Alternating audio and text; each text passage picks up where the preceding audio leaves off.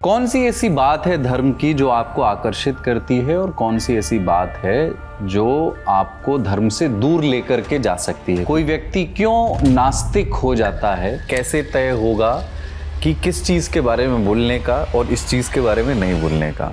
लोगों को लगता है कि आप एथीस्ट ऐसे ही बन जाते हो। एथीस्ट वही बनता है प्रॉपर जो रिलीजन पढ़ लेता है। मोस्ट लोग पढ़ते नहीं है। हम लोगों की क्या गलती हो जाती है, हम गलती से पढ़ लेते हैं और फिर हम बोलते हैं भगवान जल कुकड़ा है। पोप अपने विचारों में कितने मॉडर्न एंड प्रोग्रेसिव हैं। वो LGBTQs पे क्या सोचते हैं, वो एबॉर्शन पे क्या सोचते हैं। That was a group of 16 Christian missionaries. पूरी flight, it's approximately 7.5 to 8 hours journey. वो भाई मेरे को कन्वर्ट कर रहा था क्रिश्चियनिटी में। You shall not worship any other god for I am a jealous God. ये बाइबल में लिखा है। The Abrahamic religious text, वो clearly homophobic है। They dislike gay people and there are horrifying punishments for gay people. क्या तर्क, rationalism Homo sapiens का एक नेचुरल गुण है या फेथ, समर्पण, बिलीफ? ये पूरा तंत्र ही घटिया है, इसको पूरा फेंक दो। सब लोग अगर एक किस्म के पंथिक सिस्टम में खुश थे इंडिया में, तो फिर वैष्णविज्म और शैविज्म दोनों क्यों आए? वो तो ऋग्वेद खुद कह रहा है कि वो है कि नहीं है, मुझे खुद को नहीं पता। The God is not great. मुझे अगर कोई बोलेगा ना कि नहीं ओवरऑल हिंदू समाज हर चीज में आ गया, नो आई एम सॉरी, घर के बाहर भी निकला कर। महाभारत एक पूरी टेक्स्ट का प्रेमिस गैम्बलिंग है। इंडियन सोसाइटी में ये गैम्बलिंग क्यों बैन हो रही है? मेरे को कोई मतलब जीनियस समझाए। मुझे गणेशोत्सव एंजॉय करना है, ये क्या बात हुई? तू मानता नहीं है तो तू एंजॉय नहीं करेगा। अम्बेडकर को क्रिटिसाइज नहीं कर सकते, शिवाजी को क्रिटिसाइज नहीं कर सकते, गांधी जी को नहीं कर पाएंगे। क्या गांधी जी के फॉलोअर्स की प्रॉब्लम है? उनको नॉन वायलेंट होना पड़ता है। जवाहरलाल नेहरू की जितनी तारीफ की जाए उतनी कम है। He reformed Indian society. मैं इंटेलेक्चुअली प्रूव इस बुक के द्वारा कर रहा हूँ। This is an intellectual Abrahamisation of Indian society. Social boycott करो ना, मुझे शौक से करो, मेरे को वैसे भी मुझे तुमसे बात नहीं करनी है। मगर यार तुम मेरा सर काट दोगे, तुम मुझे जेल में डाल दोगे, तुम मुझे कोड़े मारोगे, तुम यार किस किस्म के इंसान हो? और तुमको ये नॉर्मल लगता है? मुझे फ्रीडम टू क्रिटिसाइज रिलीजन दे दो, मगर वो देने को तैयार नहीं होते हैं।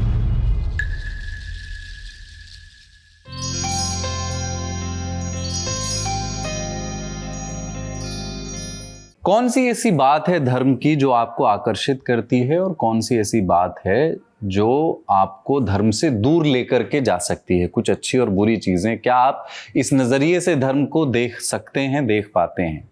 कोई व्यक्ति क्यों नास्तिक हो जाता है और उसके नास्तिक होने की यात्रा में क्या दूसरे के धर्म की आलोचना करना, ये आज़ादी भी शामिल है? फ्री स्पीच क्या किसी धर्म की आलोचना तक जाती है, किसी को आहत करने तक जाती है? आज इन्हीं विषयों पर बात करेंगे। हमारे साथ कुशल मेहरा हैं।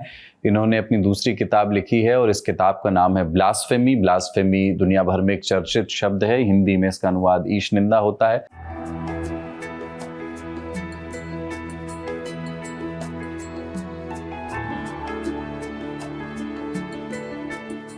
ये किताब कुशल ने लिखी। इसके पहले नास्तिक नाम से एक किताब वो पहले लिख चुके हैं। तो कुशल, बहुत बहुत स्वागत है आपका लैलेंट टॉप में। First of all it's a pleasure to meet you. मैं 3 साल का रेगुलर लिसनर हूँ, तो और मैंने आपको मैसेज में भी बोला था कि नेवर चेंज। हाँ, तो थैंक यू। तो ये ब्लास्फेमी किताब ऑनलाइन अवेलेबल है? यस। ब्लास्फेमी के नीचे मुंह पर टेप लगा हुआ लेट मी स्पीक, इसके कवर इमेज में ये क्या कहता है कि रिलीजन को हम, जैसे मैं एक एग्जांपल कहीं देख रहा था कि भाई हमने अपने फूड में जैसे एक्सपेरिमेंट किए हैं, या हम बोल सकते हैं कि साहब वड़ा पाव के अंदर चीज़ मत डालो, गोलगप्पा पिज्ज़ा मत बनाओ, इतनी छूट हमें अपने फूड पर कमेंट करने के लिए है, तो वैसी ही छूट आपको रिलीजन पे भी कमेंट करने के लिए चाहिए। बिल्कुल। और ये इसे मैं कहता हूँ एक हमने है ना एक सोसाइटल एसिमेट्री बना दी है। जैसे उदाहरण के तौर पे मैं आपको कहता हूँ कि अगर आप किसी भी रिलीजियस टेक्स्ट को उठा लीजिए, मैंने जैसे मेरी पहली पुस्तक नास्तिक में मैंने एक सबसेक्शन लिखा था कि all religions give women a raw deal. मतलब हर रिलीजियस टेक्स्ट नारी के मामले में मतलब they are very unfair to women. और मैंने वहाँ पे, अगर आप कोई भी रिलीजियस टेक्स्ट उठा लो, उनकी अगर पढ़ना शुरू करोगे तो काफ़ी मिसोजिनी आपको मिलती है उनमें। तो वो पढ़ के मेरी भी सेंटिमेंट्स हर्ट होती हैं as a open minded modern liberal person. मगर मेरी सेंटिमेंट्स हर्ट होती है ना, उसकी कोई वैल्यू नहीं है, लीगल वैल्यू नहीं है, सोसाइटल वैल्यू नहीं है। वो बोलते तो मैं क्या करूं तुम्हारी अगर सेंटिमेंट्स हर्ट हुई। मगर यही मैं ऑपोजिट कर दूं, और अगर मैं रिलीजियस टेक्स्ट को इंसल्ट करूं और उसको क्रिटिसाइज करूं या उसकी फ्लॉज को पॉइंट करूं, तो लोग कहते हैं my religious sentiments are hurt.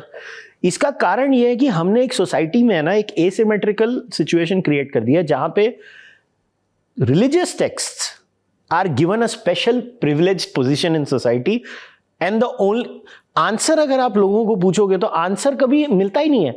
बोलते बस my sentiments are hurt, as if that's an argument. That's not an argument कि मेरी भावनाओं को आपने ठेस पहुंचाया है, ये कोई आर्ग्यूमेंट थोड़ा ही नहीं। तो अगर वो आपका मापदंड अगर ये है कि भावनाओं को ठेस पहुंचना, तो भाई मेरी भावनाओं को ठेस उन किताबों को ही पढ़ के होता है। तो फिर आप एक काम करो, अगर आप मुझे बैन करना चाहते हो तो मैं उनको बैन करना चाहता हूं, मगर उनको तो मैं बैन कर नहीं सकता हूं, क्योंकि फ्रीडम टू प्रैक्टिस रिलीजन, वो वही लॉजिक दे देते हैं कि हमें फ्रीडम चाहिए।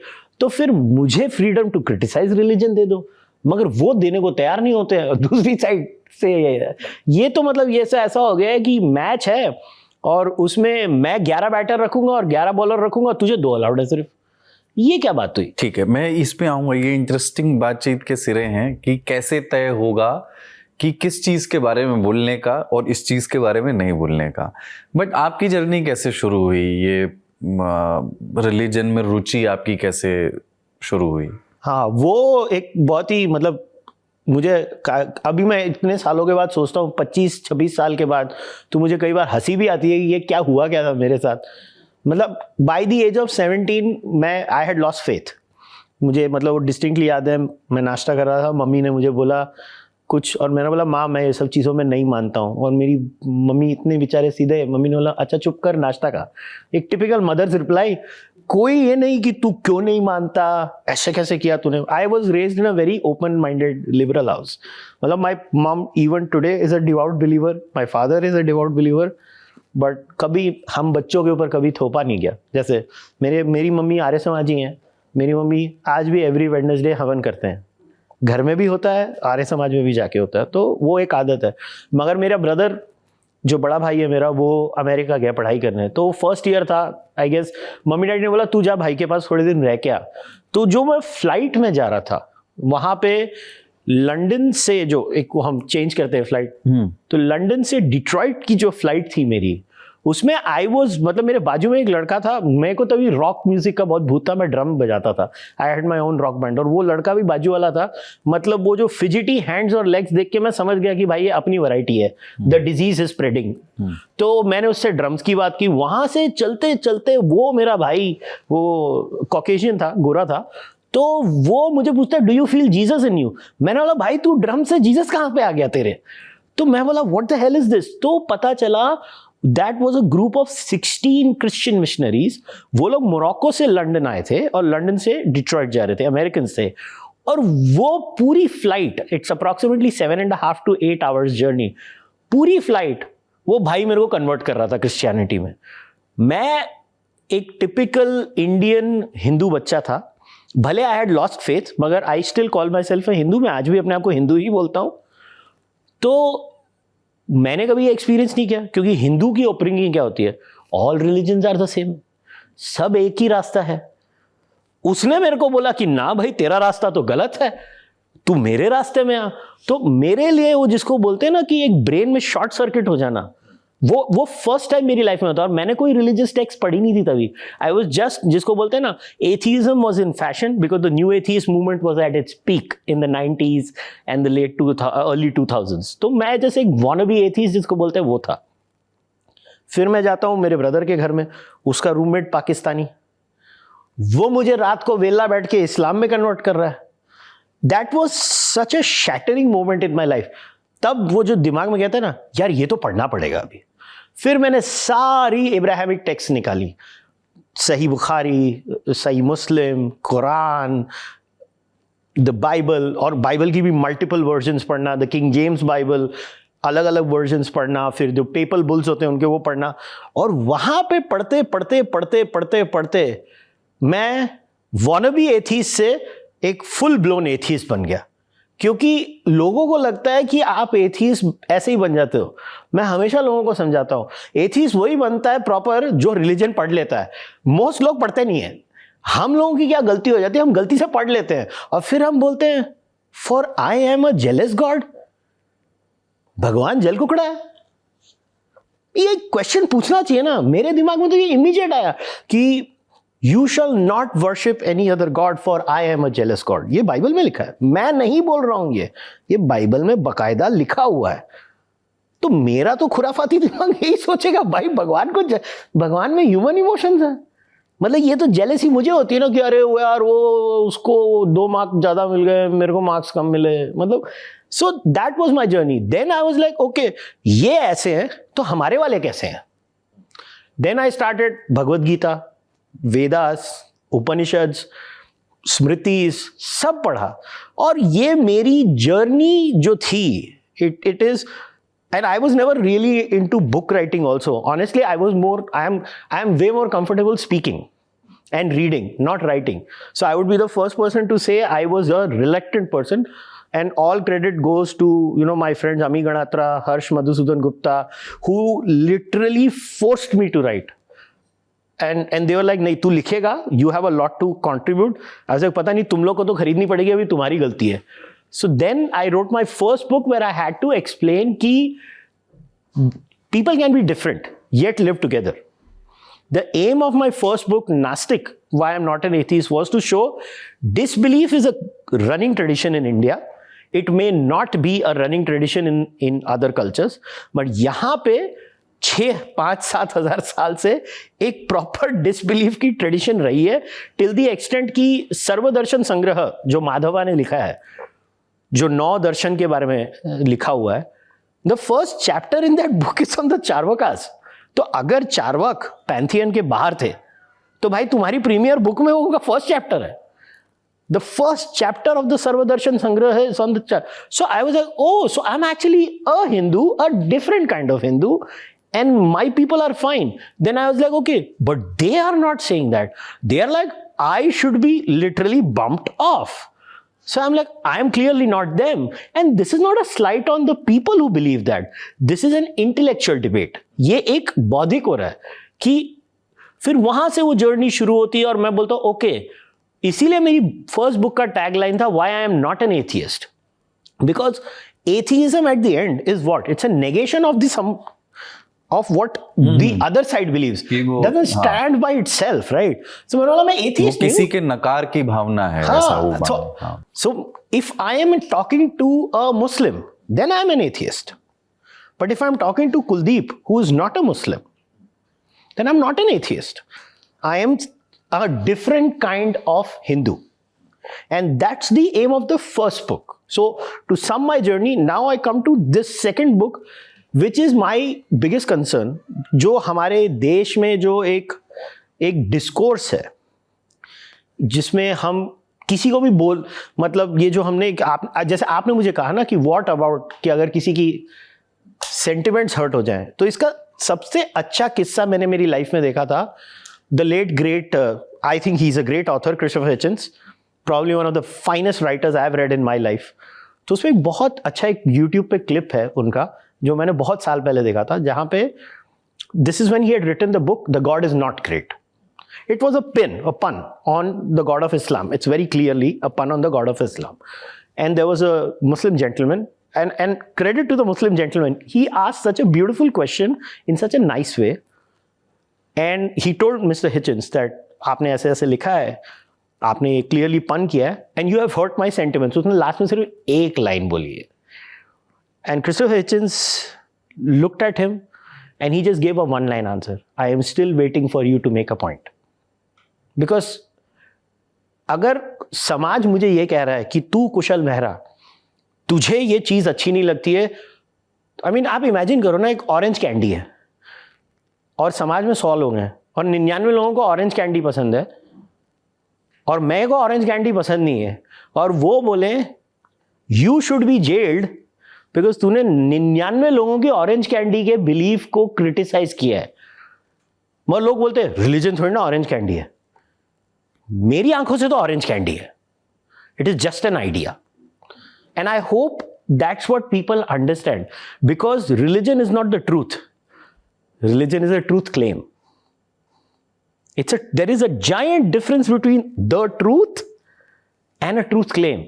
Because if every religion claims to be making a truth, but then आपस में डिसाइड कर लो ना कि मैं ये वाले ट्रूथ को मानूं कि ये वाले ट्रूथ को मानूं, क्योंकि हर एक रिलीजन का अपना ट्रूथ क्लेम है, तो फिर मैं करूं कैसे? आप लोगों को अलाउड है, मतलब वो बिग बॉस वाली वो जो पंजाबी लाइन थी ना कि साडा कुत्ता कुत्ता तोड़ा कुत्ता टॉमी।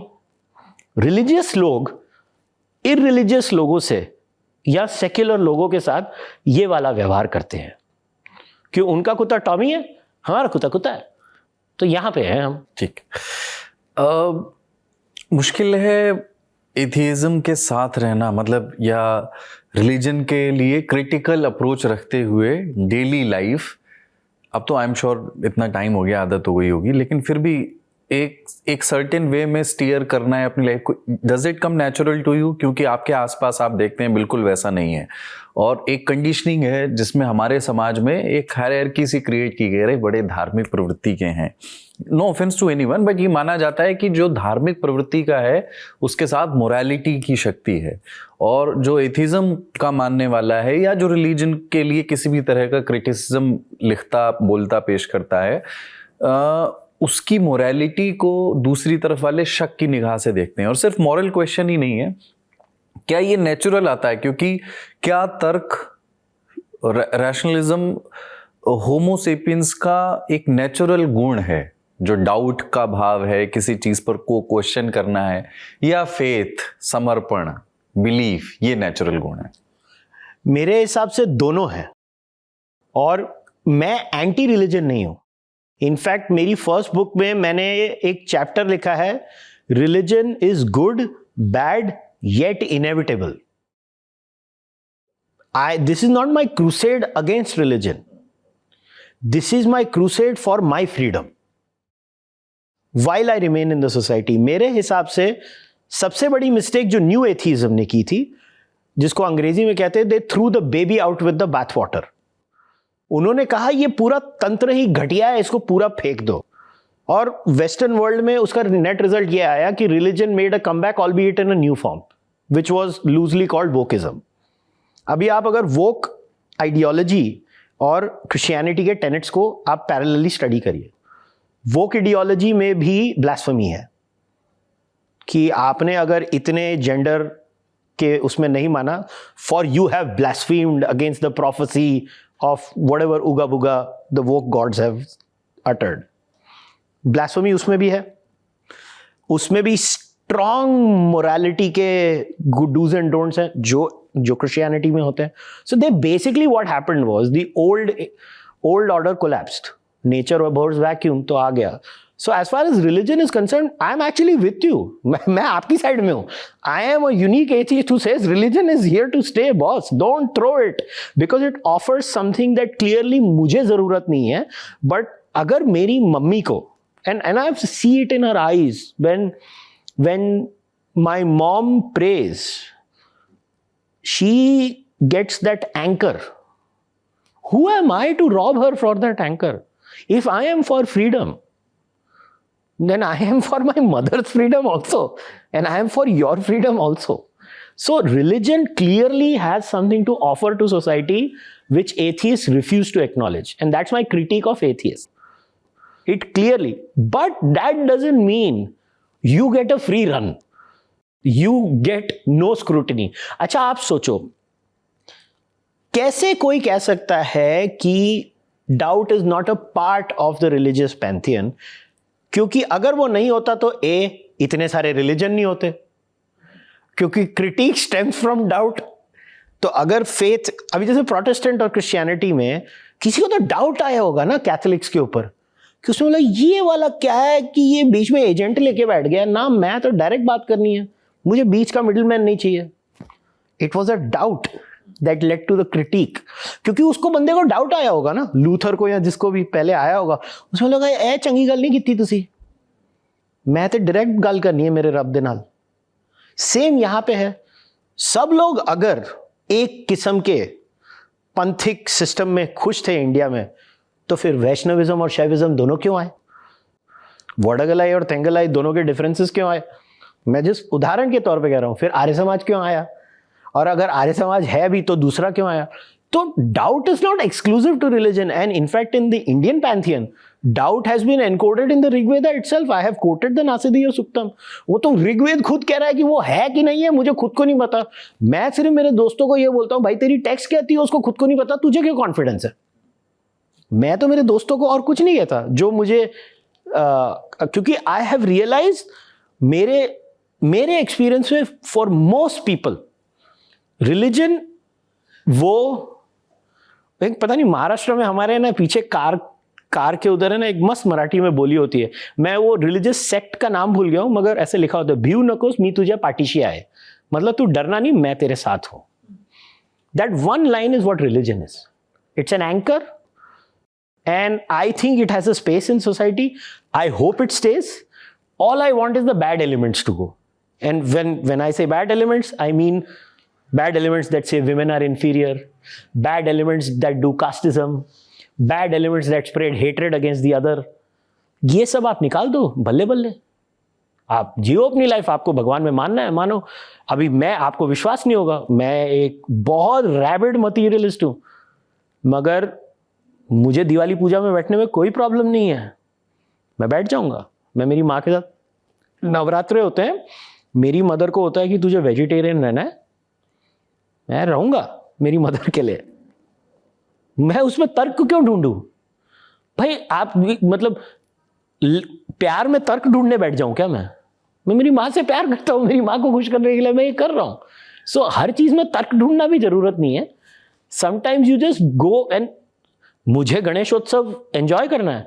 ये क्या बात हुई? तू मानता नहीं है तो तू एंजॉय नहीं करेगा भाई? ये क्या बात हुई यार? मतलब ये तो चीटिंग है कि मेरे को.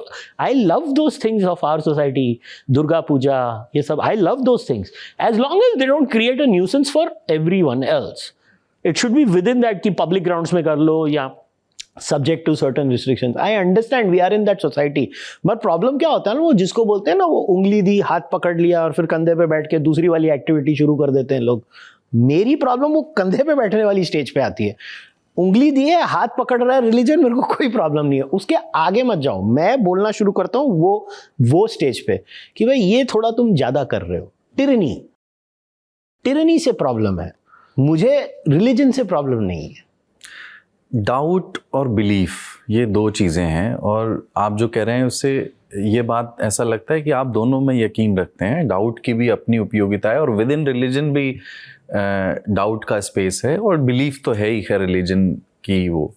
लेकिन क्या वो जो डाउट है विद इन रिलीजन वो इतना इनफ बड़ा डाउट है? क्या वो इस किस्म का डाउट पैदा कर सकता है? क्योंकि वो बिलीफ के साथ आता है, मतलब उसमें बिलीफ का प्रोपोर्शन ज़्यादा है और डाउट का प्रोपोर्शन कम है, या लिमिटेड स्पेस में डाउट की गुंजाइश है. आप कह रहे हो कि मैं डिफरेंट किस्म का हिंदू हूँ इसलिए मैं शायद सोच सकता हूँ, पर कोई आदमी अगर रोज़ पूजा करता है, मंदिर जाता है, मस्जिद जाता है, रोज़ 5 वक्त का नमाजी है, उसके लिए गॉड के या रिलीजन के संबंध में कोई भी सुधारवादी चीज़ें सोचना, रिफॉर्म के बारे में सोचना, उस किस्म का डाउट नहीं आ सकता वो, क्योंकि बिलीफ में इस किस्म का है. सो रिलीजन में अगर किसी किस्म का रिफॉर्म जैसा होना है, आप कह रहे हो ना कि बच्चे को पानी के साथ बाहर मत फेंको यार, अच्छी चीज़ें रहने दो, उसकी है यूटिलिटी, तो वो विद इन रिलीजन होगा या बाहर से होगा? आई थिंक दोनों तरीके से हो सकता है. कई बार reform comes from within, कई बार it comes from outside, but it needs enough takers within. Reform का सबसे बड़ा प्री रेक्विजिट होता है कि enough takers inside the sect होने चाहिए. मैं इसमें एक चीज जोड़ देता हूँ, फिर आप बोलिएगा. जैसे अभी ये बड़ा पिछले काफी कुछ समय से ये बड़ा रेलेवेंट होने लगा है कि पोप अपने विचारों में कितने मॉडर्न एंड प्रोग्रेसिव हैं. वो LGBTQs पे क्या सोचते हैं, वो एबॉर्शन पे क्या सोचते हैं, और उसको ये माना जा रहा है कि अब चर्च भी अपने आप को रिफॉर्म कर रहा है या नए वैल्यूज़ को अपना रहा है. बट क्या वो सिर्फ टोकनिज्म या सिंबोलिज्म तक ही सीमित है, या ये क्रॉस रिलीजन्स होता हुआ आप देख रहे हो कि सारे रिलीजन्स में अंदर अंदर ये बात हो रही है कि यार कुछ चीज़ें अब छोड़ देनी चाहिए, धीरे धीरे भले ही धीमी गति से हो रहा है या नहीं हो रहा है? आई थिंक हो रहा क्या है कि ऑन एवरेज, इसका हिंदी में कोई मेरे को पर्यायवाचक शब्द नहीं पता, कोई बात नहीं। सेक्युलर, हम सेक्युलर होते जा रहे हैं हमारे जीवन प्रणाली में।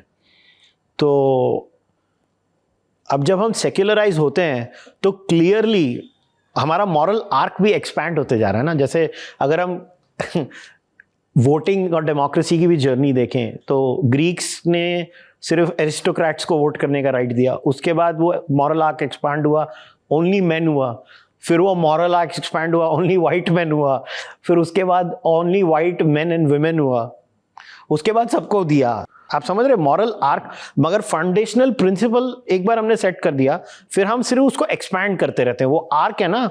तो रिलीजन में क्या हो रहा है कि हमारा यहाँ पे, see I know what you are getting at, कि some things are just at polar opposites. जैसे if you read religious text, especially the Abrahamic religious text, वो क्लियरली होमोफोबिक है। They dislike gay people and there are horrifying punishments for gay people.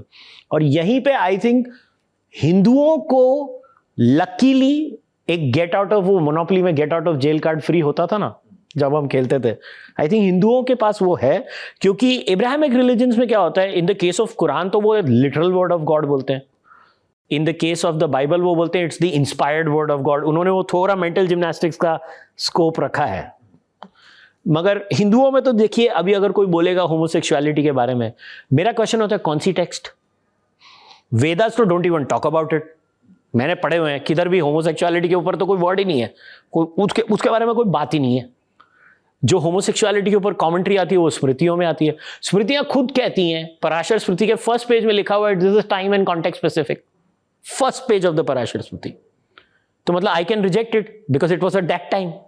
मेरी तो नई स्मृति आ गई है ना, constitution of India है मेरी स्मृति। सो the solution has to be religion specific is what I'm trying to say, because different religions have different problems and they require different they solutions. require different solutions. Now the problem when it came to Hinduism in 1955, when the Hindu Code Bill was finally formulated, which I believe is Jawaharlal Nehru's greatest achievement. Everybody can differ. I think Jawaharlal Nehru की जितनी तारीफ की जाए उस achievement के लिए उतनी कम है।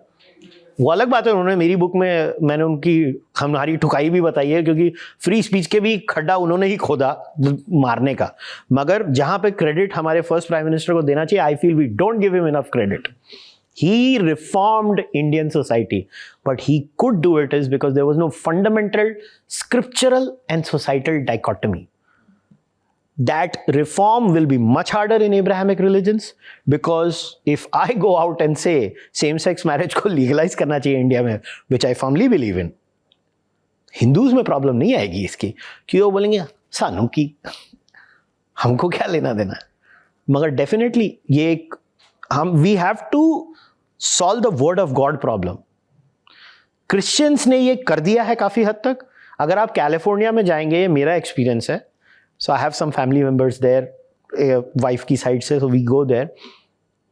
There are now church में बहुत कम चर्चेस हैं, आई am not saying it's wide spread, मतलब 1000 में एक चर्च होगी वो रेशियो है, मगर आ गई हैं यहाँ पे। They do gay weddings now, gay weddings with Christians. Now उसका क्रिटिसिज्म ये होता है, जो हार्डलाइन क्रिश्चियन होता है बोलता है क्या है यार, तूने तो रिलीजन का ही कचरा कर दिया, तो मतलब रिलीजन क्या रह गया। मगर पॉइंट ये है कि क्योंकि हम इतने सेक्युलराइज हो गए हैं ना overall at scale, I think वो डाइकोटमीज को इतना खींचना नहीं चाहिए। मेरे हिसाब से अगर सुधार हो रहा है ना, तो let the gay pastor be. अभी है ना उसमें वो जिसको बोलते हैं ना, वो बाल की खाल उखाड़ना नहीं, मगर बाइबल में तो यही लिखा है भाई, if it leads to people living happy lives, I say I am a proud hypocrite. The net result of us reforming religion means LGBT people have rights, women have rights, all these things have rights. Because ये logic है ना, आप अगर कुलदीप सोचो तो जब औरतों को वोटिंग राइट्स मिले, क्या वो रिलीजन से जस्टिफाई कर सकते थे हम? हमने तभी भी मेंटल जिम्नास्टिक्स ही की है ना। बेसिकली हमने क्या किया, नहीं करना है, अब बोल क्या। फिर क्या, वो जब स्केल में पादरी लोगों ने सुना, यार ये तो सुनता ही नहीं है अभी मेरी, तो फिर पादरी ने बोला अभी मेरे को भी तो रहना है ना समाज में। तो पादरी ने ऐसी निंजा लेवल मेंटल जिम्नास्टिक्स की, उसमें बोला God wants women to vote, और फिर वो सब पादरियों ने मान लिया। हम उस स्टेज में इस वाले मामले पे नहीं आए हैं। मुझे पूरा विश्वास है कि God wants gay people to marry भी अगले 50 साल में हो जाएगा। तो वो ये जो इंटरप्रेट करके बताने वाले लोग होंगे, ये मतलब जैसे कुछ बेबी स्टेप्स हैं ना, जैसे पता नहीं इसको सकारात्मक भी देखा जाए नहीं, क्योंकि ये भी अपने आप में मतलब एक करारा व्यंग सा लगता है कि औरतों को फुटबॉल देखने की आज़ादी MBS मोहम्मद बिन सलमान ने वहाँ दी। अब ये आज़ादी शब्द इसके आगे लगा है, बट बड़ी अजीब सी बात है, लेकिन बेबी स्टेप तो है। किसी ने तो इंटरप्रेट करके ये कन्विंस कर लिया कि यार औरतें देख सकती हैं फुटबॉल मैच और इसमें गॉड को कोई परेशानी नहीं होगी। इस मामले में आप अब्राहमिक रिलीजन्स में, मतलब क्रिश्चियनिटी, इस्लाम और जुडाइज्म, हाँ मैंने तीसरा बोला वही, और सनातन धर्म में कोई आप ऐसा देखते हैं कि जो काल चक्र का पहिया चल रहा है, किसी का तेज भाग रहा है और किसी का बहुत धीमे है? अभी आपने कहा कि हम वहाँ नहीं पहुंचे हैं, लेकिन फिर भी आपने कहा कि डिफरेंट प्रॉब्लम्स को डिफरेंट सॉल्यूशंस रिक्वायर हैं। जो ये बेबी स्टेप्स लेने हैं अपने अपने रिफॉर्म के लिए, उसमें कोई बहुत तेज बहुत आगे बढ़ रहा है और कोई पीछे छूट रहा है बहुत। कुछ चीजों में हम आगे हैं, कुछ चीजों में वो आगे हैं। मेरे हिसाब से कोई यूनिवर्सल, मुझे अगर कोई बोलेगा ना कि नहीं ओवरऑल हिंदू समाज हर चीज में आगे है, नो आई एम सॉरी भाई, कभी बाहर देखा है? मतलब मैं तो उस बंदे को यही बोलूंगा, घर के बाहर भी निकला कर, देख तेरे समाज की क्या हाल है। आई बिलीव कुछ चीजों में हम हैं आगे, कुछ सोशल इश्यूज में शायद वो हमसे आगे होंगे। And I am very intellectually honest कि मेरे हिसाब से everybody is floating in the same boat. बस ये है, हिंदूज को एक लिटरली एक लकी कार्ड है कि हिंदूज में श्रुति और स्मृति अलग हो गए। इब्राहिमिक रिलीजन्स में श्रुति स्मृति सब कुछ एक साथ हो गया, तो they find it even harder to reform because every time they have to deal with the word of God problem। हमारे में वो हमको डील ही नहीं करना पड़ रहा है। हमारी प्रॉब्लम्स अलग हैं। हमारी प्रॉब्लम्स ये हैं कि एक ओपन आर्किटेक्चर में आप जब एक क्लोज्ड आर्किटेक्चर को एंट्री करते हैं और आप फिर वो क्लोज्ड आर्किटेक्चर के मीम आपको रूल करता है और आप साइकोलॉजिकली, जिसको मैं कहता हूं the intellectual circumcision of the Indian mind, तो मैं कोई एकदम बेझिझक होकर ये कह रहा हूं, the Indian mind is intellectually circumcised because let me explain it with the analogy. Dream 11 अभी बैन की है भारत सरकार ने। अच्छा, आप तो मेरे से बहुत ज्यादा हिंदी लिटरेचर पढ़ते हो। अब इंडियन सोसाइटी में ये गैमलिंग क्यों बैन हो रही है? मेरे को कोई मतलब जीनियस समझाए। महाभारत एक पूरी टेक्स्ट का प्रेमिस गैम्बलिंग है। महाभारत में एक वर्ष कोई मेरे को बता दे जिधर लिखा है gambling should be band. Gambling should be band. Regulated, yes. Done in excessive, bad. कौन सी इंडियन टेक्स्ट में लिखा है gambling should be band? Kautilya का अर्थशास्त्र अगर आप पढ़ेंगे, कौटिल्य क्या कहते हैं कि outside the city limits these things should be taxed and allowed. Tax दबा के करो, जैसे हम सिगरेट पे भयंकर टैक्स लगाते हैं। व्यसन है ना, एक हार्मफुल हैबिट है, तो उसको टैक्स करते हैं। Government of India dream 11 ban करती है। मैं पता नहीं, मुझे भी उड़ता तीर लेने की आदत है, तो मैंने उसको कोट ट्वीट किया। मैंने बोला it's funny how in a society where the majority of the religious faiths including Christianity, I don't think so Christianity also bans gambling per se in that sense. ऐसे हमने सिर्फ एक रिलीजन के idea को चेप के हमने ये किया है। मैंने ये नहीं कहा वो गलत है, बुरा है, कि मुस्लिम्स वांटेड, मेरा ये कुछ कहने का, मैंने सिर्फ ये किया isn't it fascinating that one community has had such an intellectual impact on this one issue on Indian society that we banned gambling, where most people, it's like, why? And this is what is happening. Indians at scale are intellectually Abrahamized. When I say this to them, they find it insulting. I am not saying this as an insult. I am just saying कि ये phone है तो वो phone है ना, and then I prove it कि देखो ये कॉन्सेप्ट ये रिलीजन से आता है। Similarly the Indian Muslim is very Hinduised, the Indian Christian is very Hinduised. आपको मैं एग्जांपल देता हूँ, कभी आप रोड ट्रिप करना मुंबई से गोवा की, आप अगर रोड ट्रिप करना ना, आप ऑब्जर्व करना, इंडिया में क्रॉस पे हार लगाते हैं, आपने कभी अमेरिका में देखा है, कनाडा में देखा है क्रॉस पे हार चढ़ाते हुए क्रिश्चियंस को? ये क्या कर रहे हैं Indian Christians? They are just being Hindu. The Indian Christian is being Hindu. So मैं साथ में ये भी कहता हूं कि the Indian Muslim Christian is also very हिंदुआइज्ड.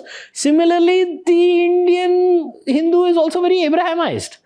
And I believe that this Abrahamisation is not good. That's all I'm saying, because I'm opposed to the idea of banning gambling. I'm just using that as an example. And gambling ठीक है, मैं समझ गया, पर ऐसा कोई और उदाहरण है गैम्बलिंग में? क्योंकि क्या है ना, बहुत सारे काउंटर तर्क आएंगे, अरे नहीं नहीं, जो समाज जब एक साथ इवॉल्व करता है, ठीक है कि एक धर्म ने सजेस्ट किया होगा कि गैम्बलिंग बुरा है, पर समाज जब एक साथ इवॉल्व करता है तो कुछ अपने कलेक्टिव, अपने विजडम से तय करता है, यार देखो इससे घर बर्बाद होते हैं. ऐसी बहुत सारी चीज़ें हमने की जिसमें ये हमने सीखा कि महिलाओं को बिना इजाज़त छूना नहीं चाहिए.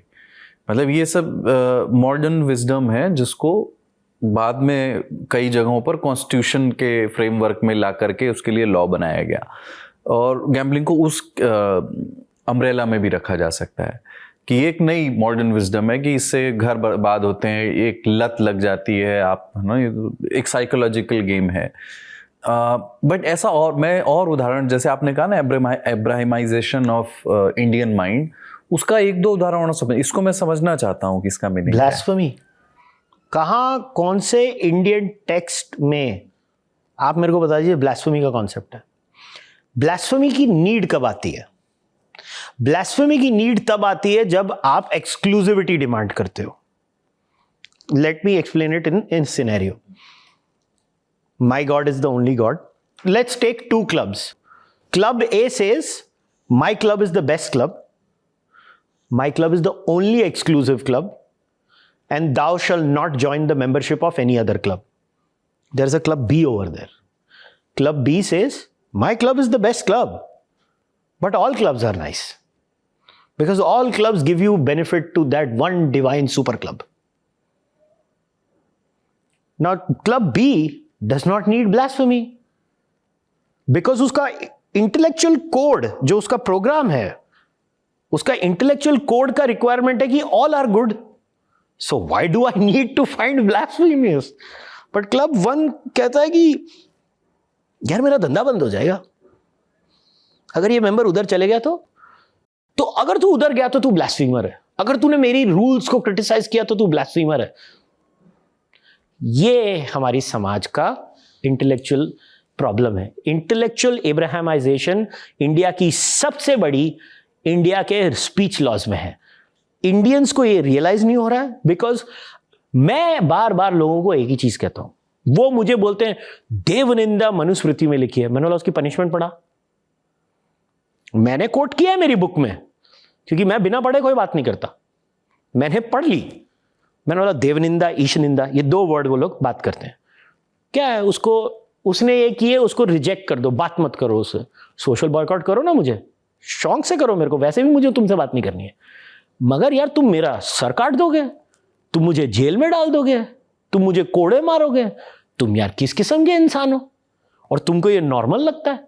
और हमारी सोसाइटी में हम सब ने एट स्केल इसको मान लिया. And it's not, see I am very consistent on this subject. When it happened to Kunal Kamra, you can see I stood up for Kunal. When it happened to Samay Raina, I stood up for Samay Raina. When it happened to Nupur Sharma, I stood up for Nupur Sharma. It doesn't mean I agree with their politics or their thoughts or their beliefs. It means I fundamentally agree with the premise that freedom is the bedrock of any society. अगर आप आज़ादी नहीं होगी, और ये 100% मैं intellectually prove इस book के द्वारा कर रहा हूं, this is an intellectual Abrahamisation of Indian society, because blasphemy is a non Indian concept. It is an Abrahamic concept. It is imported in India, imposed in India in the year 1927 when the famous case of Rangila Rasool happens. And the British, in their failure to maintain law and order, उन्होंने बोला मिट्टी पाओ, एनानु बोलन ही नहीं दियो, क्योंकि cops higher करने पड़ेंगे, लॉ एंड ऑर्डर मेंटेन करना पड़ेगा. अच्छा, अंग्रेज तो चले गए 47 में. हमारे genius politicians cutting across party lines, ये कोई कांग्रेस और बीजेपी की बात नहीं है, ये सब एक जैसे हैं. उन्होंने भी यही किया. आज अभी आप मेरे को बात बताइए, sanctioned limit of cops as per the Indian law is 196 for 100,000. कितनी इंडियन स्टेट्स वो सैंक्शनड लिमिट को फॉलो करते हैं? The latest example Bihar and Bengal. Bihar 75 and Bengal 96. आपको क्या लगता है उधर लॉ एंड ऑर्डर का क्या होगा? हमने किया क्या अमल में? हम प्रॉब्लम कुछ और होती है, मगर politicians are experts at the art of deflection. Whether they are BJP politicians or Congress politicians, they deflect the problem कि अरे तू गुस्ताख है, तू ऐसे बोल रहा है, तूने सर्ट किए sentiments, अरे क्या हो गया उसमें? And because they don't want to control the mob, and literally आप अगर data, I have shared copious amounts of data in the book regarding India.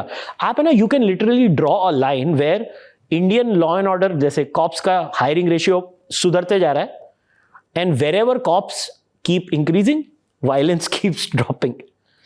And the criticism of religions is also simultaneously increasing. Cops are increasing, criticism of religion is increasing, violence is dropping. So the data bears what I'm saying. But people in India want to keep these laws because it's such a beautiful tool, Kuldeep, to control you and me. Political tool? क्योंकि वो क्या है, तू सोचता है? How dare you think? It is such a wonderful social tool for religious heads and a political tool.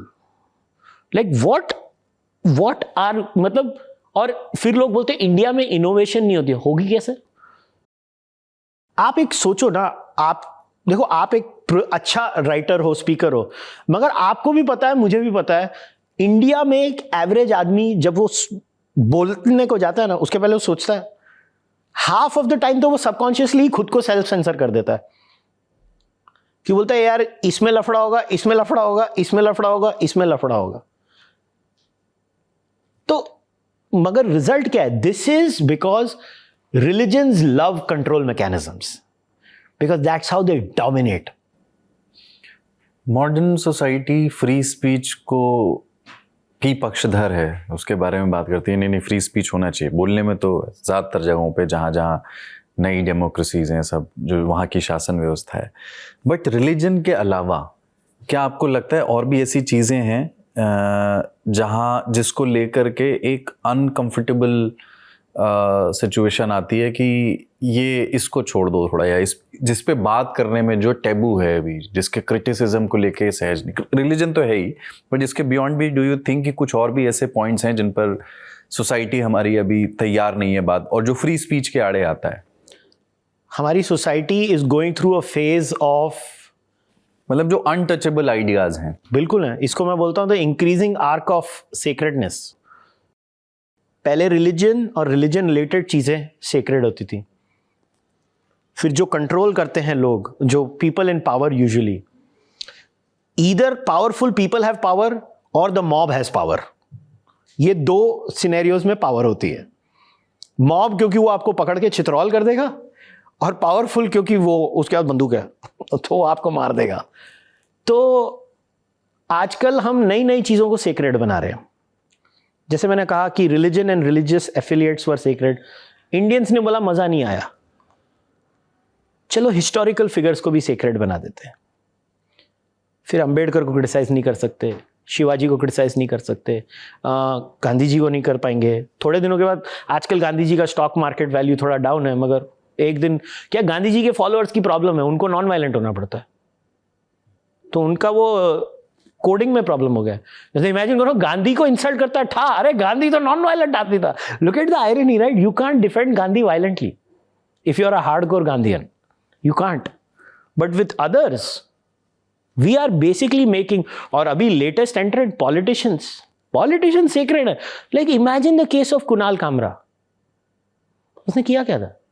He made a poetry on a politician. Politicians ने आके club फोड़ दिया और उसके ऊपर केस डाल दिया. Politicians sacred हो गए सर अभी. And this is not about one politician.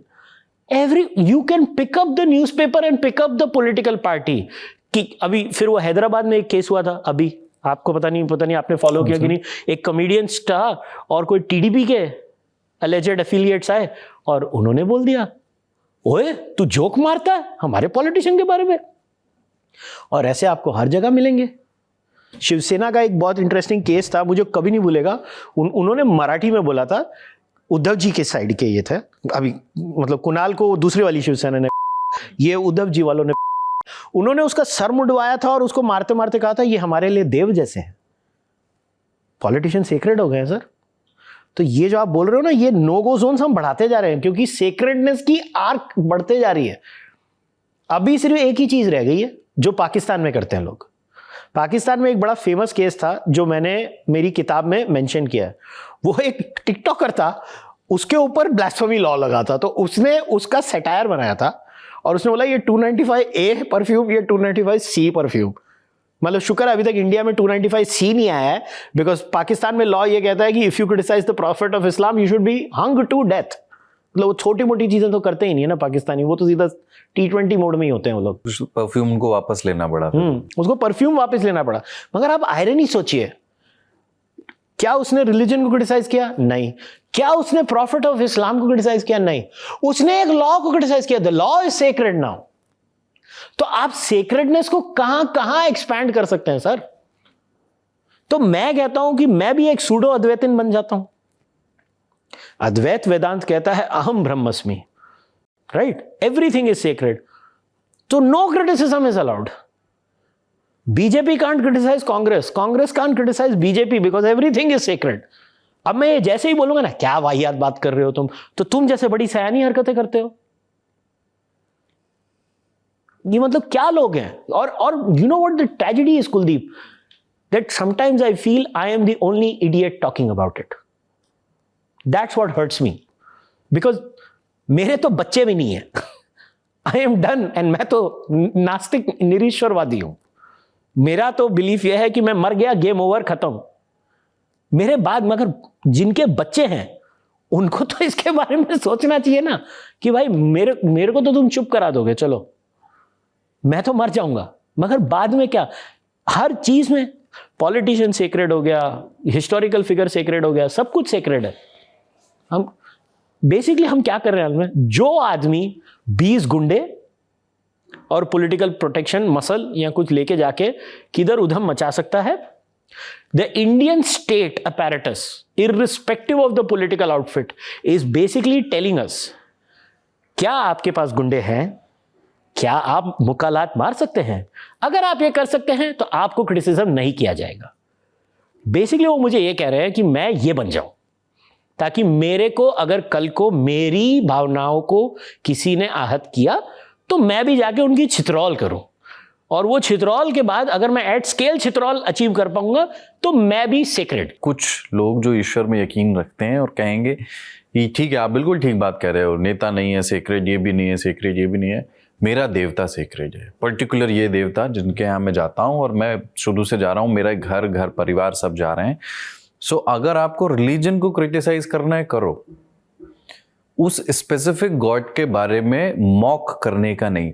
Do you think कि जो आप पहले बात कर रहे थे कि एथियज्म जब आया, तो कोई भी नया विचार जब हमारे यहाँ आता है तो वो कई बार थोड़ा सा उन्मादी हो जाता है, तो वो मॉक करने या रिडिक्यूल करने की ओर चला गया, जिसकी वजह से उसकी जो रैशनल तत्व है उसमें वो थोड़ा सा साइडलाइन हो गया, और ये माना गया कि यार ये लोग जो है ना, इनका मकसद ही होता है कि ये भगवान का मजाक उड़ाएं, भगवान के भक्तों का मजाक उड़ाएं। तो नास्तिकों को या निरीश्वरवादियों को अब ऐसे देखा जाने लगा कि ये बैठा ही आहत करने के लिए है। तो ये फ्रीडम ऑफ स्पीच नहीं मांग रहा है, ये फ्रीडम टू ऑफेंड मांग रहा है। इसको कैसे काउंटर करेंगे? पहली बात, सेम रिलीजियस पर्सन कहता है कि मेरा ईश्वर omniscient, omnipresent, omnipotent, the most powerful, ये है, वो है, जो नहीं भी है वो भी है, मगर मेरा ईश्वर ऑफेंड होता है। द ईश्वर can defend himself. It's not about the God, it's about you young man. मैं तो उनको यही कहता हूं, it's about you and your fragile sense of self, that you think you are more powerful than your God. On one hand, you say your God is this, your God is that, your God is here, your God is there. Everything is God. You are nothing without God. And then you're telling me I can defeat such a powerful entity with mere words? That is my first answer. The second answer is, most atheists just want to be left alone.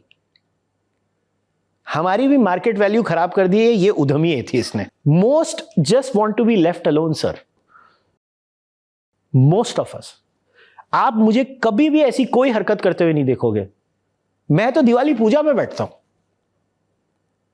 मुझे कोई problem नहीं है. मेरा कहना यह है कि offence is also a part of it. Till the extent मैं कहता हूं hate speech is also a part of it. क्योंकि अभी हेट में भी हमारी कैटेगराइजेशन है. अभी आप सोचो कुलदीप, मैं कहूंगा I hate karela, technically it is hate speech. I am allowed to hate karela, I am allowed to hate apple juice, I am not allowed to hate a god. Why? उसमें भी कैवियाट, भगवान से नफरत करेगा तू, हिम्मत की तूने? भाई करेले से करता हूं. करेला तो क्या है, भगवान की हुई चीज है. तो उन्होंने मतलब कोई लॉजिक नहीं है इन चीजों में. आप अगर when you break these things down ना, it is just one line, my sentiments are hurt. It is cognitive dissonance. पर नास्तिकता में हेट की गुंजाइश क्यों है या क्यों होनी चाहिए? जैसे आस्तिकता बिलीफ का मामला है ना, वो तो तर्क के परे मानते हैं, तो उसमें हेट की गुंजाइश हो सकती है कि तू अगर मेरे ईश्वर को वो करेगा तो मैं तुझसे नफरत करूंगा. मैं नास्तिकता नकार का मामला है. वो कहता है कि ईश्वर एग्जिस्ट ही नहीं करता, तो मैं जो चीज एग्जिस्ट नहीं करती मैं उससे क्या हेट करूंगा, या उसके मानने वालों से भी हेट नहीं करूंगा या सहानुभूति रखूंगा. सो मैं वही कह रहा हूं कि हेट किस साइड ज्यादा है, या हेट के पनपने की गुंजाइश. क्योंकि फिर ये आरोप नास्तिकों पर भी लगेगा कि साहब आप मेरे ईश्वर को नकारो, मत मानो, घर बैठो, नफरत क्यों कर रहे हो? क्योंकि आपके ईश्वर का एक्सक्यूज देके जो आप ईश्वर की बोली को फॉलो करते हो, उसके सेकेंड ऑर्डर इफेक्ट्स जो समाज पे आते हैं, जिसमें औरतों को दबाया जाता है, कुछ जातियों को दबाया जाता है. Am I allowed to hate those ideas or not? And I am hating those ideas, and if you claim those ideas are of your God, then am I allowed to hate that God or not? It's a very simple answer. If you say this is the word of God, and that word of God objectively sucks, I am not allowed to hate it? What kind of an asymmetry is this? Then you say those are not the words of my God. But you will never say that, because that means the entire edifice of your religion collapses. Again, it's an Abrahamic problem. It's not a Hindu problem. Because if I go to a Hindu and I tell you, Manusmriti में chapter number ये, verse number 50, 51, 52, 53, 54, 55 are anti-women. I hate these verses. आप बोलोगे I reject them. आप निकल जाओगे. मैं अगर ये बोलूंगा chapter number this, verse number this of an Abrahamic religious text says this, वो तो फंस गया ना. तो बोलेगा तो भगवान का वर्ड है, अभी इसको क्या करूं मैं? And there are many verses that I have quoted in the book. I have not spared any religion before somebody thinks this is, I am an equal opportunity critic.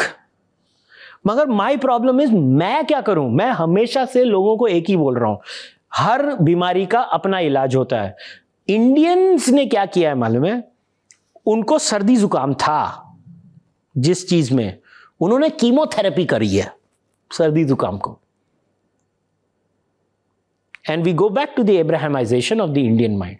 And my biggest worry, and there is a concept, I talk about it in my book. A friend of mine coined that word, it's not mine. I call it the Muja Hindu. ये जो ये aggressive Hindu जो आ रहा है, I hate that equally. जो सड़क पे रोक के पीट क्या रहा है है. भाई, वैलेंटाइन्स डे काय को बना रहा है तू? वैलेंटाइन्स डे काना खाली देणार तुला काय करायचं आहे भाऊ? What have you got to do with it? And the funniest thing is Valentine is a pagan thing. मैंने बोला भाई तुझे तो उसका सेलिब्रेट करना चाहिए अगर तू वो भी जान लेता. You are so ignorant. So there is this, जो कुणाल कामरा के साथ किया, क्या वो मुसलमान थे? वो हिंदू ही थे ना. जो समय रैना के पीछे पूरा तंत्र पड़ा, क्या वो मुसलमान थे? वो हिंदू नहीं थे क्या? तो ये क्या सोच है? तो ये सोच के खिलाफ कैसे नहीं होना चाहिए? How can I not hate these ideas? How am I not? And these ideas can be literally tracked to religion. And आप बोलते हो ना तुझे ये वाला, तू एक काम कर, भले वो रिलीजन तक ट्रैक हो रहा, तू बोल मत। इससे क्या होगा? अच्छा, आप जैसे हमारे ह्यूमंस के इवोल्यूशन में एक इम्पॉर्टेंट चीज़ है कि हम लार्जर ग्रुप्स में कम्युनिकेट कर पाए, हमने ग्रुप्स बनाए। ये नई शासन व्यवस्था में भी अलग अलग समूह हैं, ग्रुप्स हैं, संस्थाएं हैं, संगठन हैं। अब कई बार जो अम्ब्रेला है वो रिलीजन का होता है, कास्ट का होता है, कई बार कल्चरल कहा जाता है उसको, बट कई बार विशुद्ध कल्चरल भी होता है, पर कल्चरल के अंदर रिलीजन होता है। सो इस तरह का जो ग्रुप्स का फॉर्मेशन है या इस तरह के संगठनों का बनना है, सिर्फ भारत में नहीं, ग्लोबली, तो डू यू थिंक कि ये भी एक प्रॉब्लम है? क्योंकि किसी जैसे ये जुलूस के बारे में ये बात कही जाती है। मैं एक आदमी से बात कर रहा था, धार्मिक व्यक्ति, उसने कहा यार मैं ना रिलीजियस आदमी हूँ, ये मेरा बहुत प्राइवेट मैटर है, मैं कैसे पूजा करता हूँ ये भी मैं किसी को नहीं दिखाऊंगा, कोई फिल्म करे मैं ये भी नहीं दिखाना चाहता हूँ, बट मैं बोल सकता हूँ सबको कि मैं रिलीजियस आदमी हूँ, मैं पूजा करता हूँ, मेरी पूजा देखने का अधिकार तुमको नहीं, ऐसा वो कहता है। तो वो ये कहता है कि ये जुलूस नहीं निकलना चाहिए क्योंकि ये तुरंत कलेक्टिव बना देता है या मॉब में तब्दील कर सकता है। नॉट एवरी जुलूस इज अ मॉब, लेकिन कभी वो एग्रेशन के साथ आ जाए। तो जो संगठन है, किसी भी तरह का संगठन, अगर वो धार्मिक सांस्कृतिक किस्म का संगठन है, उसकी यूटिलिटी है समाज में या नुकसान अधिक है? Depends on the usage. फिर आपको फुटबॉल क्लब्स भी बैन करना चाहिए, क्रिकेट क्लब्स भी बैन करने चाहिए। नहीं, तो उसमें तो खेल है ना, जो बेस है, ये फेथ का खेल है। हाँ वही हाँ। ये फेथ का खेल है, वो खेल दूसरे टाइप का है। मगर अगर मैन यूनाइटेड के लोग उतर के पता नहीं अपनी शर्टें फाड़ते हैं, पता नहीं क्यों ऐसी अजीब हरकतें करते हैं लोग, एक तो शर्ट खरीदते हैं फिर उनको फाड़ते हैं। नहीं, पर जैसे मैं ऐसे इसको कहूँ कि मान लीजिए एक चार्वाकवादियों का, निरीश्वरवादियों का एक संगठन बने, मटीरियलिस्टिक लोगों का जो मानते हैं ऋणम लेत्वा घृतम पिबेत, कर्ज लेकर के घी पीना है, जो आंखों से दिख रहा है उसी को मानना है। एक ऐसा ग्रुप है जहां आप मान लीजिए कनाडा रह रहे हैं, 15 लोग हैं, क्या आप उसको ज्वाइन करेंगे, करना चाहेंगे? नहीं, मैं नहीं करूंगा। क्यों? Why is that? I think बड़ा बोरिंग क्लब होगा वो, एंटरटेनमेंट तो कुछ है ही नहीं उसमें। फुटबॉल क्लब ज्वाइन करूँ मैं तो एथियस्टिक क्लब ज्वाइन करके क्या करूँगा? एक इनहेरेंटली बोरिंग जगह होगी वो। ये मेरा पर्सनल चॉइस है। मैं पब्लिक डिस्प्लेस ऑफ रिलीजन के अगेंस्ट नहीं हूँ।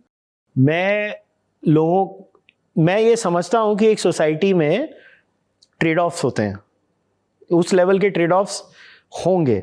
अब जैसे मैं इसके फेवर में हूँगा कि भाई रात के 9 बजे के बाद शोर मत करो, सुबह के 7-6 बजे के बाद शोर करो, लाइक रात को लोगों को सोने दो। ये मैं चीज़ को मैं एग्री करूँगा। मगर अगर कोई मुस्लिम अपना प्रोसेशन लेके जा रहा है, I think they should be allowed. I think सिखों को भी अलाउ करना चाहिए, हिंदुओं को भी अलाउ करना चाहिए। अब इसको बेटर करने के सोल्यूशन सोचने चाहिए ताकि पब्लिक न्यूसेंस कम हो। तो क्या हम सिर्फ पब्लिक ग्राउंड्स में कर सकते हैं ये? मगर what if the procession itself is yatra, तो हम कैसे मैनेज करेंगे? I think these are more infrastructural issues, not faith related issues. We are not able to crack the infrastructure answer. मेरे हिसाब से ये सोसाइटल इशू है इंफ्रास्ट्रक्चर की वजह से। हार्डवेयर इशू है, सॉफ्टवेयर इशू नहीं है, हार्डवेयर इशू है। And I think we are putting the problem in a wrong way. I would say clubs are fine. अभी जैसे IPL होता है, जब भी IPL का टूर्नामेंट होता है, हमारे वहाँ पे मुंबई में क्वींस नेकलेस के उधर या वो नरीमन पॉइंट के उधर मैच होता है, तो प्रॉपर इनकन्वीनियंस होती है लोगों को। एक क्रिकेट मैच से भी मच मोर इनकन्वीनियंस होती है compare to a religious procession. In fact, Ganeshotsav is much better planned in Mumbai than I feel IPL at times. Ganeshotsav is much better planned. But these are the trade-offs we make in our society because Homo sapiens are social animals and they find different activities to do different things. For example, जब वो cricket team huddle में आती है, आपने देखा होगा हर cricket match के पहले एक हडल होती है, That's just a ritual. That means ritualistic behavior is part of our evolutionary wiring. Sometime till now at scale we have only showed it in religiosity. But जब हम secular fields में भी गए हैं, हमारे rituals तो रहे हैं. I mean, हमारी ritualism, I think वो एक सस्पेंशन ऑफ बिलीफ जिसमें आप वो एक सॉर्ट ऑफ ज़ेन स्टेट जिसको बोलते हैं ना, कि वो जहाँ पे आप स्पोर्ट, अगर आपने स्पोर्ट खेली होगी तो sometimes there are days where you just can't get things wrong. Like मैं बैडमिंटन खेलता हूँ एंड कुछ डेज होते हैं कि यार जो शॉट मारते लगता है, और कुछ डेज होते हैं कुछ भी कर लो नहीं लगता है. You just can't concentrate. So that mental state I think a lot of times a lot of sports psychologist और साइकोलॉजिस्ट से वो अचीव होती हैं. So I believe I would not say ban these processions. I believe solve the problems. I don't want मैं religious लोगों की freedom नहीं छीनना चाहता हूँ. मैं रिलीजियस लोगों को कह रहा हूँ मुझे भी दे दो. मैं उल्टा हूँ, मैं उनकी कोई चीज नहीं छीनना चाहता. मैं कहता हूँ मुझे भी दे दो जो तुम्हारे पास है. तुम्हारे पास बहुत ज्यादा है, थोड़ा इधर दे दो. मैं ये कह रहा हूँ. आइडियोलॉजी में सारे स्पेक्ट्रम की आइडियोलॉजीज की बात है. तो एक चीज आई कैंसिल कल्चर. और कैंसिल कल्चर भी एक किस्म का वही सेक्रेट चीज़ों का एक्सटेंशन बना दिया गया कि यार ऐसा बोला तो फिर गलत बोला, ये वो इसको कैंसिल करो, इस आदमी का बहिष्कार करो. ठीक है, कम से कम मारपीट तो नहीं कर रहे हैं, कैंसिल कर रहे हैं, ऑल्दो वो भी गलत है. पर मैं कहीं तो कुछ वैल्यूज तय करनी पड़ेंगी हमें. डू यू थिंक कि ये कैसे तय होगा? जैसे आप इस बात पर सहमत हैं, मैं इस बात पर सहमत हूँ कि महिलाओं को कैसे ट्रीट करना चाहिए. इस पे हमारे रिलीजन्स गलत कहते होंगे कुछ, पर हम ये सहमत हैं कि साहब उनको पढ़ने का अधिकार होना चाहिए, उनको जितनी बराबरी दे सकें वो मिलनी चाहिए. उनके साथ बात करते हुए किसी भी किस्म का अपमान या इस भाव से नहीं देखना चाहिए कि मेल और फीमेल हायरार्की कभी एग्जिस्ट किया करती थी. कुछ वैल्यूज़ तो हम जिसको बोलेंगे ना इवोल्यूशन के साथ हमने अपनी कलेक्टिव विजडम से निकाली है, जो हमारे मंथन से निकली हैं साहब. वो वैल्यूज़ पे तो एकमत होना पड़ेगा. और वो वैल्यूज़ को अगर कोई हार्म कर रहा होगा तब कहना पड़ेगा कि ये हार्म कर रहा है. जैसे मिसाल के तौर पर बच्चों के साथ कोई गलत व्यवहार कर रहा है तो हमें बोलना पड़ेगा नहीं ये तो फिर वो कैंसिल कल्चर नहीं है. सो ये एक प्रॉब्लम है जिसको कैसे सॉल्व करें. क्या कैंसिल कल्चर है और क्या नहीं है. जैसे कुछ, और ये मॉरल इशू भी है. कोई कहे तो नहीं मोरालिटी को कैसे आप डिफाइन करेंगे. पर जो लेट्स से जो समाज में पीडोफाइल हैं वे लोग, उनके लिए संविधान एक नियम बना, एक संविधान में एक सज़ा है, पर हमारा समाज उसे उन्हें किन नज़र से देखेगा वो हम समाज पर थोप नहीं सकते हैं. समाज उनको कैंसिल करेगा ही. रेपिस्ट को समाज कैंसिल करेगा ही. कुछ अन्य लोगों को भी हो सकता है वो कैंसिल करे, मैं अभी उदाहरण नहीं सोच पा रहा हूँ. बट कुछ वैल्यूज तो तय करनी पड़ेंगी यार. ये 4-5 चीज़ें हैं जिसमें कैंसिल कल्चर होना ही चाहिए. अब जब आपने 5 चीज़ें तय कर ली तो कोई उसमें 6ठी और 7वीं चीज़ भी घुसाएगा. तो एक कोई एब्सोल्यूट डेफिनेशन स्फीयर नहीं है कि ये कैंसिल कल्चर के अंदर आना चाहिए, ये बाहर आना चाहिए. How would you deal with this problem? So there are 2-3 things. In my view, morality is objective. It is not subjective. I am a moral objectivist. And मेरा background भी philosophy है, तो I actually have written copious amounts of work on this. Even on the podcast, I have explained how you can create a universal, plural, objective moral framework. And my baseline is the Jain philosophy of Anekantwad and Shri Krishna's philosophy. देखिए नास्तिक हूँ, फिर भी Indian philosophy से ही ले रहा हूँ, plus western. As far as आपने ही वो हार्म वर्ड यूज किया, बहुत अच्छा है. The standard has to be John Stuart Mill harm principle. For example, drinking and driving. Why is drinking and driving banned, but drinking not banned? I mean, Gujarat and Bihar disagree, but in general, the universal rule is you can drink but not drive. Because the moment you drive when you're drunk, और आप रास्ते में जाके किसी को गाड़ी मार देंगे तो आप उनको हानि पहुंचा रहे हैं. तो आपकी फ्रीडम जब तक मेरे नाक को मार नहीं रही है तब तक ही फ्रीडम होती है. रही बात the second part, now we come to the second part. Cancel culture is a second order effect of freedom and it is part of life. You have to take it to your chin. I want no legal consequences. मेरी book is a case where मैं कह रहा हूं state को मैं अधिकार नहीं दूंगा. मेरी बुक में मैं ये कह रहा हूं कि मैं मॉब को मुझे मार डालने का अधिकार नहीं दूंगा, स्टेट मुझे प्रोटेक्ट करे तब। बाकी अगर मेरी पूरी हाउसिंग सोसाइटी कहेगी ये तो बावला है और हम तुझसे आज के बाद बात नहीं करेंगे, that is the cost I should be willing to pay for my freedom. So cancel culture is part of that. अगर आप समझिए मैं एक बड़े ऑर्गेनाइजेशन में काम कर रहा हूं और मेरे उल जलूल किस्म के व्यूज उस समझ लीजिए एक हाइपोथेटिकल प्रोडक्ट बनाता है एक ऑर्गेनाइजेशन और उसका एक सीनियर एम्प्लॉय कुछ भी बोलता रहता है और जो मार्केट है वो बोलेगा भाई हम तो ये प्रोडक्ट नहीं लेंगे, तुम इस आदमी को रखते हो। I believe the company has every right to fire that person and the person has every right to take a severance deal and get the hell out of there and find his own way. That is a social consequence. Let us not mix the social consequence with a physical and legal consequence. Freedom में social consequence part है. This doesn't mean मैं cancel culture को support कर रहा हूँ.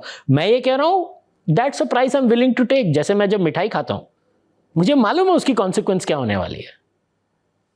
That's something I'm taking. तो जब मैं वर्ड्स अटर कर रहा हूं उसका अगर सोशल कॉन्सिक्वेंस ये है कि लोग मेरे को अनसब्सक्राइब कर देंगे, लोग मेरे को डिसलाइक करेंगे, लोग एट डिस्टेंस बोलेंगे वो देखो वाहियात कुशल मेहरा जा रहा है, that is a consequence I deserve in their eyes and I stand for their right to say those nasty things to me, and that is also freedom. So this is my answer to your question कि ये social consequences हैं. It doesn't mean I support cancel culture, but you gotta live with it. I definitely, अगर मेरी company में I have an entrepreneurial past. I used to run a successful textile business. और अगर मेरी company में कोई आके कह देता था एज एन एम्प्लॉय कि सारे मुसलमान ऐसे हैं या सारे हिंदू ऐसे हैं, I am sorry, I don't want to hire you, sir. I have a right to fire you. I don't want bigotry in my office space because that leads to unhealthy work atmosphere. How? And that's not cancel culture. That's you being silly and paying a social cost for it. The atheist who tears a religious book and eats that paper, पहली बात तो वाह तू बेवकूफ आदमी, तू ink खा रहा है, मतलब क्या तो जीनियस लोग हैं इस दुनिया में एंड है एथीस्ट जो करते हैं। और अगर उसका सोशल कॉन्सिक्वेंस ये है कि कोई उससे बात नहीं करता, सब उसको अनसब्सक्राइब कर देते हैं, कोई उसके साथ डील नहीं करेगा, कोई उसको कोई कैडबरी खरीदने गया तो उसको कैडबरी नहीं बेचेगा, ये मेरा हक है, मैं तुझे कैडबरी नहीं बेचूंगा। और हाँ मैं तो यहां तक बोल रहा हूं कि अगर मैं ऐसी हरकतें करने वाला एथीस्ट हूं और मैं जा रहा हूं और एक रिलीजियस आदमी बोलेगा भाई I don't want to give you my house on rent, these are the social consequences you live by. But it doesn't mean कि मैं किसी जात क्योंकि तो ये है, there the harm principle is violated. आप समझ रहे, the line is the harm principle. वो कास्ट पे हार्म हो जाता है, जेंडर पे हार्म हो जाता है, इस पे हार्म नहीं हो रहा है। These are very clear philosophical concepts that can be solved. The problem is we don't do the intellectual work to deal with these societal consequences and unfortunately मैं कोई किसी को ब्लेम भी नहीं कर रहा हूं, हम रोजमर्रा की जिंदगी से थोड़ा ना हर आदमी मेरे जैसा वेला होता है जो बैठ के यही चीजों के बारे में सोचता रहता है। तो ये मेरा काम था, मैं ये चीजें जिंदगी भर सोचता आया क्योंकि मुझे इन चीजों से बहुत ऑब्सेशन थी कि क्योंकि मेरा वो मेंटल चेस में बोलता हूं, अगर मैंने ये किया तो ये हुआ, ये हुआ तो ये हुआ, ये हुआ तो ये हुआ। सो कहां वो हमें सिर्फ मैं ये किताब और मेरे थॉट से बोल रहा हूं भाई 295A ना मारो, 153A ना मारो, सेक्शन 124 को डाइल्यूट करो। ये क्या है मतलब पॉलिटिशियन बोले तो वाह, आप ये सोचो ना कितनी एसिमेट्री है। मैं एक hate speech floor of the parliament पे देता हूं, I am protected by privilege. मैं same hate speech as a politician देता हूं, I am protected through power. Remove that. आप और मैं बोलेंगे क्या होगा हमारे साथ, और ये समाज सही है। It's as simple as that. Charvaka आपको क्यों पसंद आए? मतलब एक फिल्म है, पता नहीं आपने देखी होगी या नहीं, संजय मिश्रा की आंखों देखी? नहीं मैंने नहीं देखी। उस कमोबेश मतलब अचानक उनको कुछ होता है एक दिन और वो कहते हैं कि मैं जिसको देखूंगा उसी पे यकीन करूंगा, और फिर वो एक किस्म से सिनिसिज्म की ओर चले जाते हैं कि साहब मैं जो नहीं देखता वो नहीं मानता, और ये एक अलग लेवल पे चला जाता है। अल्टीमेटली उनको वो खुदकुशी करते हैं क्योंकि उनको ये ख्याल होता है कि मैं उड़ सकता हूँ, तो वो उड़ करके देखना चाहते हैं और इसलिए वो कूदते हैं। उसमें थोड़ा सा मैजिकल रियलिज्म भी है, बट चारवाक की फिलॉसफी यही है, जो है सामने है, इसको आप इसका आनंद लीजिए, इसी जीवन में लीजिए, ऋण लेकर के घी पीजिए। किसी और लोक में कुछ और आपके लिए कोई प्रॉमिस्ड लैंड नहीं है कहीं पर जहां आपके लिए कुछ होगा। बट आपको क्यों अपील किया या किस वजह से किया, और किस उम्र में थे जब आपको किया, क्या चीज़ सबसे पसंद आई, और उसको जीवन में उतारना इतना आसान नहीं होता होगा, आई एम श्योर। उससे इम्प्रेस्ड होना एक चीज़ है, बट उसको उतारना जीवन में कुछ उसमें स्ट्रिंग्स होते होंगे जो खींचते होंगे वापस आपको। देखिए, 2-3 कैवियट्स बहुत जरूरी हैं। हमें चारवाक दर्शन के बारे में जो भी पता है वो सेकेंडरी सोर्सेज से पता है। जैसे सर्वदर्शन संग्रह में भी माधव ने ये कहा है, माधव चारवाक नहीं थे। या वो सर्वदर्शन सिद्धांत जो ड्रामा है उसमें चारवाक का कैरिकेचर है। या जहां पे भी चारवाक के बारे में मेंशन किया गया है, बेसिकली मतलब उनकी चित्रौली हुई है इंटेलेक्चुअल। तो ये एक बहुत बड़ा कैवियट है कि हमें चारवाकों के बारे में बहुत कम पता है चारवाकों के पॉइंट ऑफ व्यू से। That is point number 1। रही बात मुझे, देखिए मेरा कोई, मैंने जैसे स्टार्ट में आपको, मेरी कोई ग्रैंड स्टोरी थी नहीं। I just lost faith, it just came to a point. और मैं तो कह रहा हूं ना, मैं तो बहुत रैबिड एथीस्ट था। फिर जब मैंने हिंदू स्क्रिप्चर पढ़ना शुरू किया, मैंने बोला यार ये तो बहुत ही डीप फिलोसॉफिकल जर्नी है। और फिर एक्सीडेंटली जब मुझे चारवाक के बारे में पता चला, तो मैं जितने भी थे चारवाक के रिलेटेड, जितने भी बुक्स मैं पढ़ पाया, it's a very incomplete philosophy. जैसे इसमें भी है ना, सिर्फ प्रत्यक्ष नहीं है, उसमें इन्फरेंस कैवियट के साथ है। उसमें भी डिबेट है कि चारवाक सिर्फ प्रत्यक्ष में मारते हैं कि परसेप्शन में, डायरेक्ट और इनडायरेक्ट परसेप्शन में मानते हैं। कि जैसे अभी where there is smoke there is fire, this is a very common Hindu philosophical example. But then अभी मॉडर्न डे अगर आप चारवाक हो, I see smoke down there, my eyes can see the smoke and I infer there is fire. But then I send a drone and it was just dry ice. तो मेरा Charvaka brain क्या कहेगा? So you have to use inference in some places, and Charvaka philosophy में भी inference को use किया गया है, qualified inference को, not absolute inference को। Qualified inference even Charvaka school में है। ये थोड़ा चारवाक का कैरिकेचर कर दिया गया है कि भाई वो तो सिर्फ जो दिखता है वो बिकता है वो है। और देखो, घी पियो, लोन लो और जियो, तो ये तो स्टूपिड है। मेरे को भी पूछोगे तो ये स्टूपिड है। भाई लोन लो तो पैसा भी वापस दो ना, इंटरेस्ट वापस दो, और घी पियो, घी बहुत अच्छी चीज है, घी पियो। बाकी यार दूसरा मैं आपको बताता हूं, एक है ना, ये भी रिलीजियस लोगों की अजीब चीज होती है। मैं उनको बोलता हूं तेरे चारवाक ने तो ये लिखा है, आप नहीं, एक रिलीजियस हाइपोथेटिकल कॉन्वर्सेशन, मतलब तेरे रिलीजियस टेक्स्ट ने ये लिखा है, तू क्यों नहीं वैसे जीता? बोलता मैं इवॉल्व हो गया। तो मैंने बोलता मेरा अलाउड नहीं है। I can not write Charvaka 2.0, you can write Advaita 2.0। Who decided that? Who laid down the norm कि चारवाक का एक ही सिंगल एडिशन निकलेगा? Charvaka is a one hit wonder. बस चारवाक, वो आहा का टेक ऑन मी उसने एक गाना बना दिया, उसके बाद नो, तूने नहीं गाना गाना वापस। भाई रिलीजन्स भी तो अपने नए नए विंडोज के सॉफ्टवेयर निकालते रहते हैं, हम भी निकाल रहे हैं। चारवाक का मैं कह रहा हूं भाई, किसी ने रोका है मेरे? किधर लिखा है कि Charvaka 2.0 is not allowed, 3.0 is not allowed, 4.0 is not allowed? मैं वही कर रहा हूं। I am redefining modern day Charvakism. और कोई लोग बोलेगा तेरे को किसने अधिकार दिया? मैंने बोला तेरे को किसने अधिकार दिया मेरे अधिकार को छीनने का? भाई the famous dialogue of Jagira in China Gate, मेरे मन को भाया, मैं कुत्ता काट के खाया। मेरा सिंपल आंसर है, भाई मुझे करना था, मैं कर रहा हूं। Because the fundamental assumption is Charvakas are not allowed to update. भाई कैसे नहीं है? वो भी अपडेट कर रहे हैं, आप भी अपडेट कर रहे हो।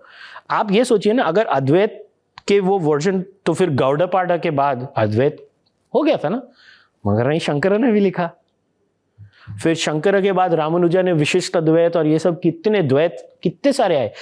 If the intellectual journey was so certain, why did they write so much and why did we not write? So it's a simple answer.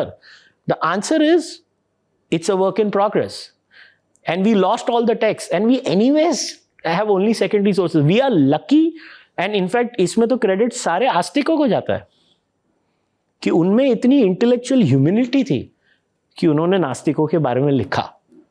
आप सोचो अगर आस्तिक कैंसल कल्चर में मानते, ये मैं क्रेडिट दे रहा हूं आस्तिकों को, अगर आस्तिक कैंसल कल्चर में मानते और उन्होंने बोला ये तो वाहियात है, इसको तो नहीं करना, मगर उन्होंने क्रिटिसाइज करने में भी उनको नरेट किया, ये तो ब्यूटी है हमारे कल्चर की। And all credit for the survival of the Charvaka meme actually goes to its critics, not to Charvakas themselves. They were too hedonistic to even make sure that they wrote something about it. They were too busy drinking ghee.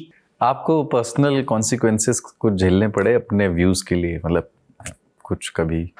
Physically no, physically तो कभी ऐसा नहीं हुआ, जो हुआ social media पे, social media पे तो there has been multiple times I have been criticised, my family has been criticised, वो सब हुआ है। बट मैं, if you are in the battleground of ideas and you are a freedom lover, you have to love the freedom of the person who hates you.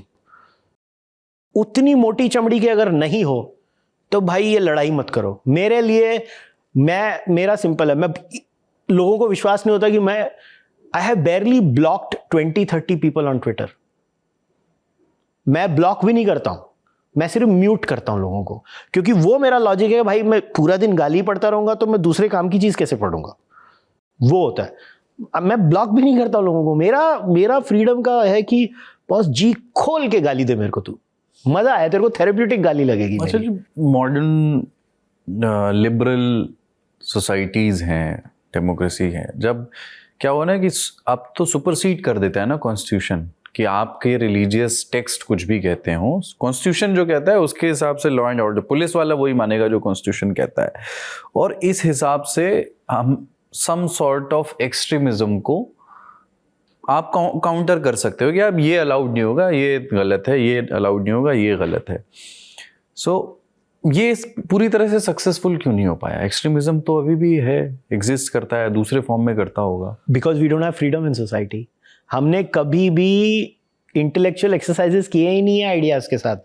हमारी वो, आज जो ये हमने कॉन्वर्सेशन की है, million such conversations need to happen. हमारे देश में हम लोग ने इतनी सेल्फ सेंसरशिप कर ली है because of the lack of freedom in the entire framework of the Indian Constitution. हमारा संविधान हमें आज़ादी नहीं दे रहा है। लोग क्यों ये समझते हैं कि हमारा संविधान हमें रिस्ट्रिक्शन दे रहा है, और हमें इसीलिए हम ये चर्चाएं नहीं कर पा रहे हैं, और हमारे यहाँ पे एक्सट्रीमिस्ट थॉट्स इसीलिए हैं। हमें क्या लगता है मालूम है कि हम ड्रैकोनियन लॉज ले आएंगे ना तो उससे सॉल्व हो जाती है प्रॉब्लम।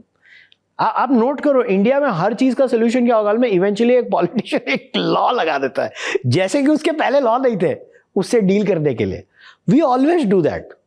और वो थॉट जाता नहीं है। थॉट्स कब जाते हैं? जब आप उससे इंटेलेक्चुअली एंगेज करते हैं, आप उसको क्रिटिसाइज करते हैं, आप उसकी इनहेरेंट इनकंसिस्टेंसीज को बताते हैं लोगों को कि भाई ये मतलब ये जो बेवकूफ़ी है, डजंट मेक एनी सेंस। हमारे यहाँ पे हम करते ही नहीं है सर वो। हम लोग इतना एक बेस लाइन पे, मतलब जिसको बोलते हैं ना, आज ये हुआ कल वो हुआ, आज ये हुआ, बस यही है हमारा पॉलिटिकल डिस्कोर्स है ना।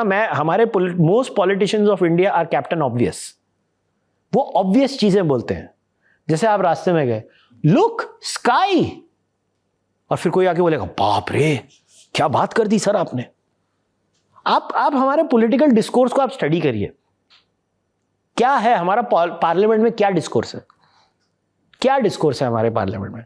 हमारी असेंबलीज पार्लियामेंट से भी बदतर है, और म्युनिसिपैलिटी तो बल्ले बल्ले। हमारे यहां पे एमपी के पास भी लोग बाथरूम के इश्यूज लेके जाते हैं, एमएलए के पास भी बाथरूम के इश्यूज लेके जाते हैं, और म्युनिसिपैलिटी के पास भी बाथरूम के इश्यूज लेके जाते हैं। एमपी और एमएलए का काम लेजिस्लेशन है। मैं अगर ये बोलूंगा तो लोगों को लगता है मैं पता नहीं कोई मैंड्रिन में बात कर रहा हूं। मैं एमपी क्यों बाथरूम बना रहा है? एमपी बाथरूम बना रहा था ना इंडिया में, एमपी का काम बाथरूम बनाना था, मगर बनाया।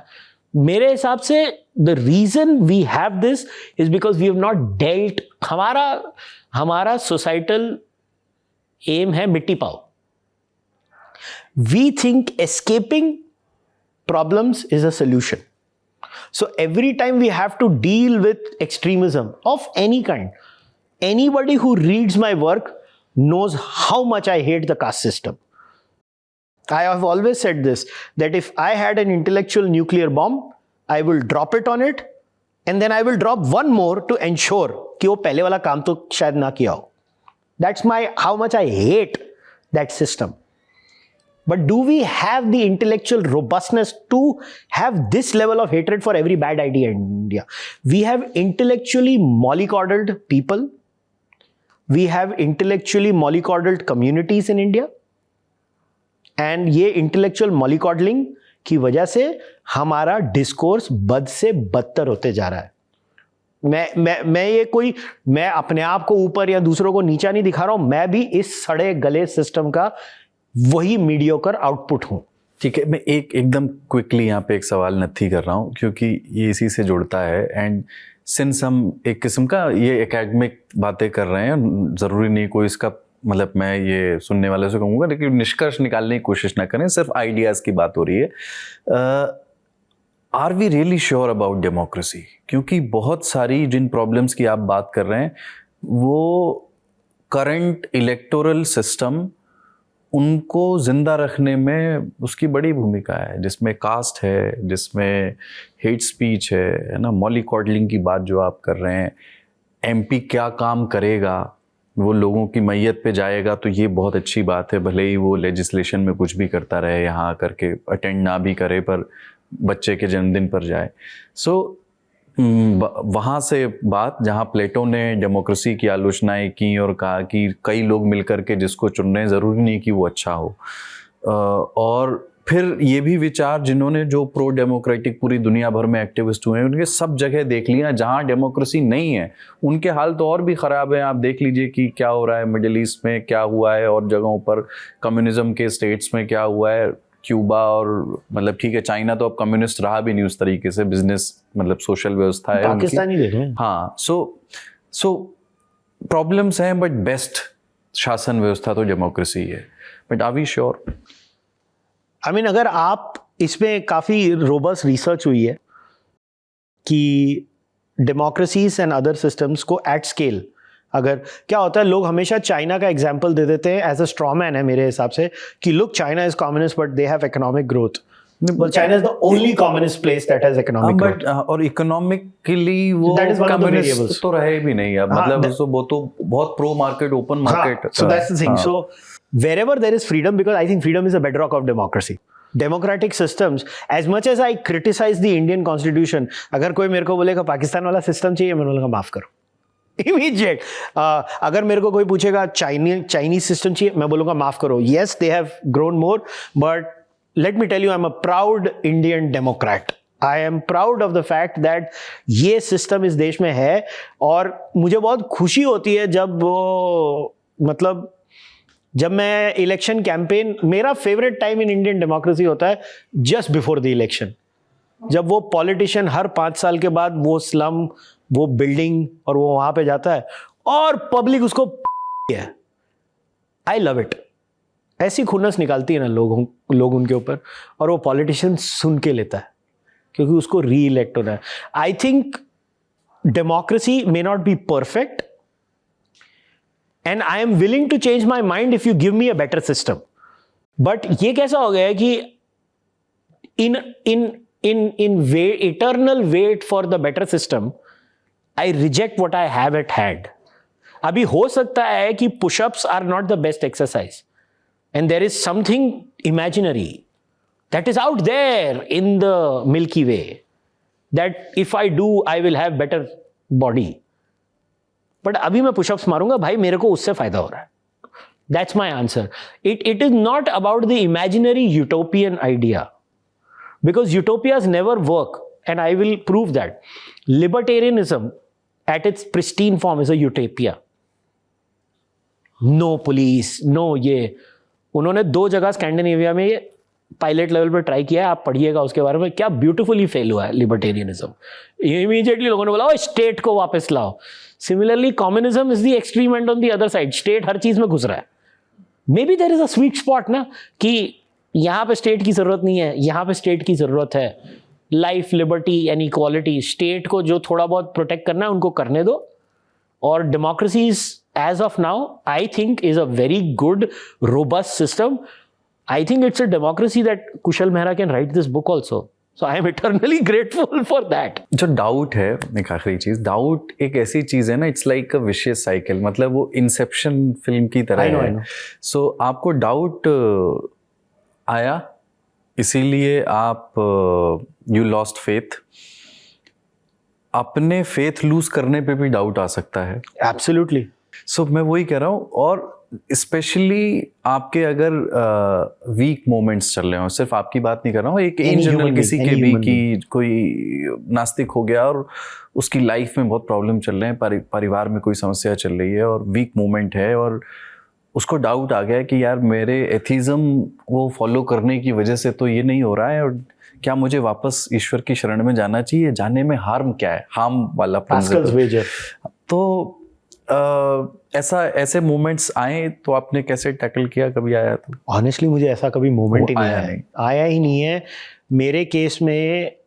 If I have a problem in life, I think I have been intellectually honest enough to do the intellectual math and find an answer for this. और जब मेरे पास कोई आंसर नहीं होता है ना, तो बाबा बुल्ले शाह से मैंने बहुत अच्छा सीखा. अभी वो तो नास्तिक नहीं थे, मगर बुल्ले शाह ने पंजाबी में एक लाइन कही थी कि मैं एहो ही जानिया कि मैं कुछ नहीं जानिया. The only thing I know is that I don't know, and if I don't know तो देन की फर्क पैंदा है यार.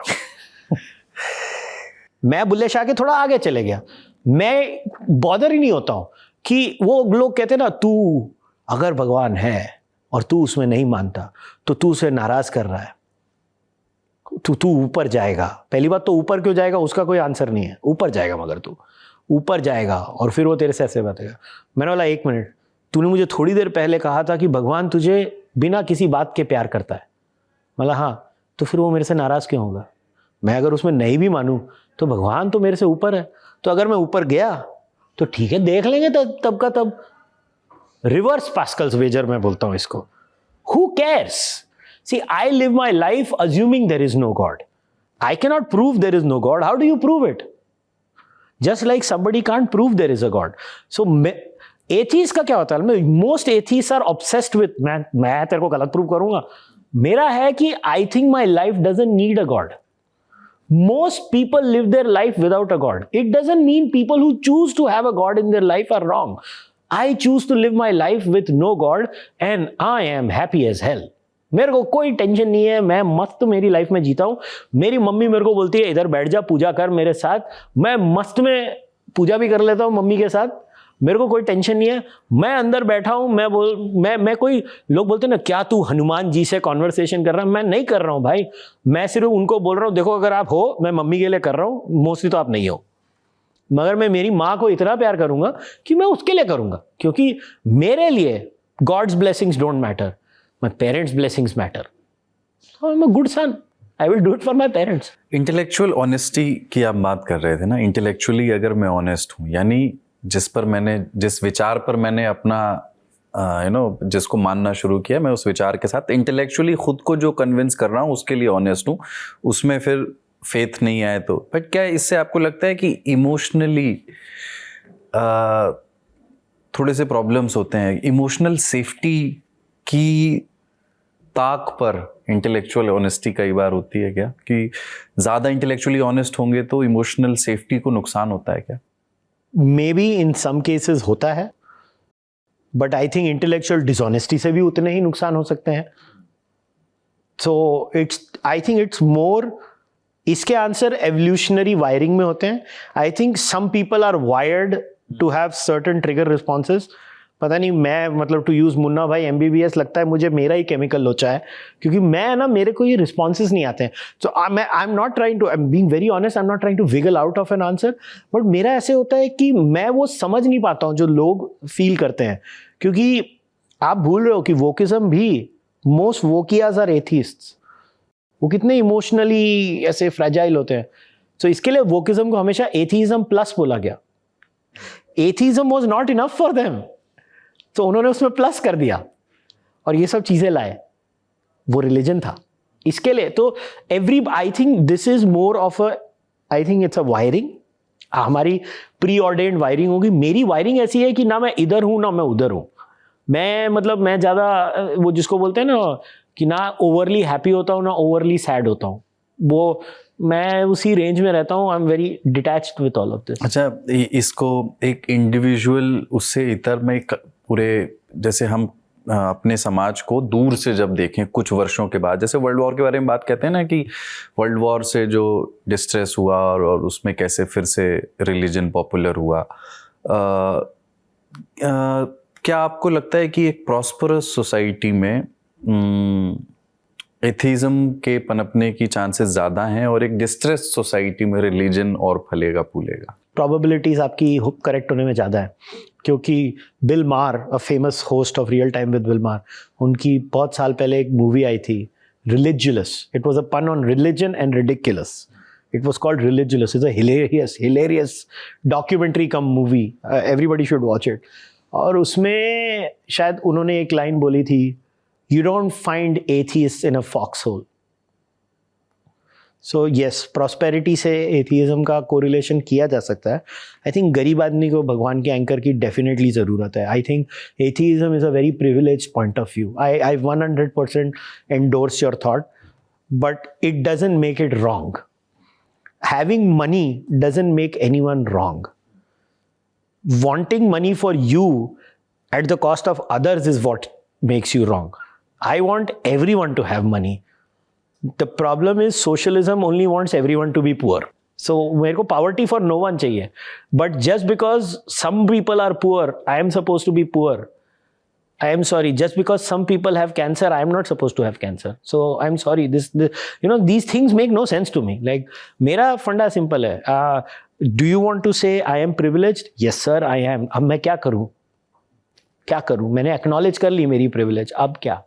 अभी मार दोगे क्या मुझे उसके लिए? ये तो ऐसा हो गया, तू privileged है, तू महापापी. For you have committed the original sin. ये आप समझ रहे हो? This is the woke religion. Privilege is a sin. Privilege is the original sin of the woke religion. I was like, guilty as charged. Bye-bye. Moving on. That's what I say. So, these are things that we have. You are 100% right. I think atheism is a more rich people's thing. Or, let me tell you, when you start to grow old, I think you tend to have doubts. A lot of people tend to have doubts. कि वो है भी नहीं. क्योंकि जब हमारी वो journey नज़दीक आनी शुरू हो जाती है ना, तभी हमको लगता है कि भाई तू है कि नहीं, इतना साल तेरे पे माना, ये कोई चीटिंग तो नहीं हो जाएगी मेरे साथ.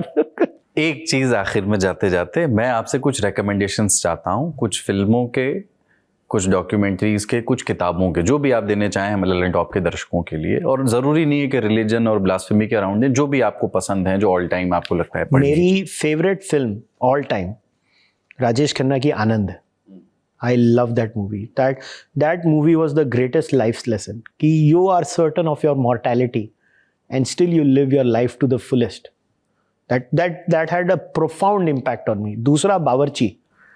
Because that emotion of giving your life to fix somebody else and then not being attached to it and moving on to fix the other problem is a great life lesson. ये बावर्ची. दूसरा कोई भी David Dhawan Govinda. अच्छा. अरे boss, मजा आ जाता है. मतलब वो बोबड़िया दादा, वो क्या अमेजिंग कैरेक्टर था वो. एक और ब्यूटीफुल फिल्म मैं रेकमेंड करूंगा, इन परस्यूट ऑफ हैप्पीनेस. स्पेशली उसमें वो जो लास्ट सीन है जिसमें विल स्मिथ बोलता है, this very moment is what I call happiness. That. फिर बुक्स में different books, obviously I always recommend people to read the Sarva Darshan संग्रह because it makes you think. मैं लोगों को बोलता हूँ, एक बुक है जूलिया गलेफ की, the scout mindset. It makes you think rationally. Beautiful book. It talks about how people make bad analysis. आजकल इंडिया में इलेक्शंस का सीजन होता है. We see bad analysis on steroids. हर आदमी इलेक्शन के पहले एक और इलेक्शन के बाद वही आदमी पूरा 180 हो जाता है. मतलब वो पंजाबी अंकल के जैसे पहले बोलते मैं तो क्या ही सी. वो क्या होता है हमारे यहाँ प्रिडिक्टिव एनालिसिस कैसे होता है, थ्रो 100 प्रिडिक्शंस, 100 में से एक की प्रोबेबिलिटी काफी हाई होगी, उसको कोट ट्वीट करके बोलते मैं तो क्या ही सी.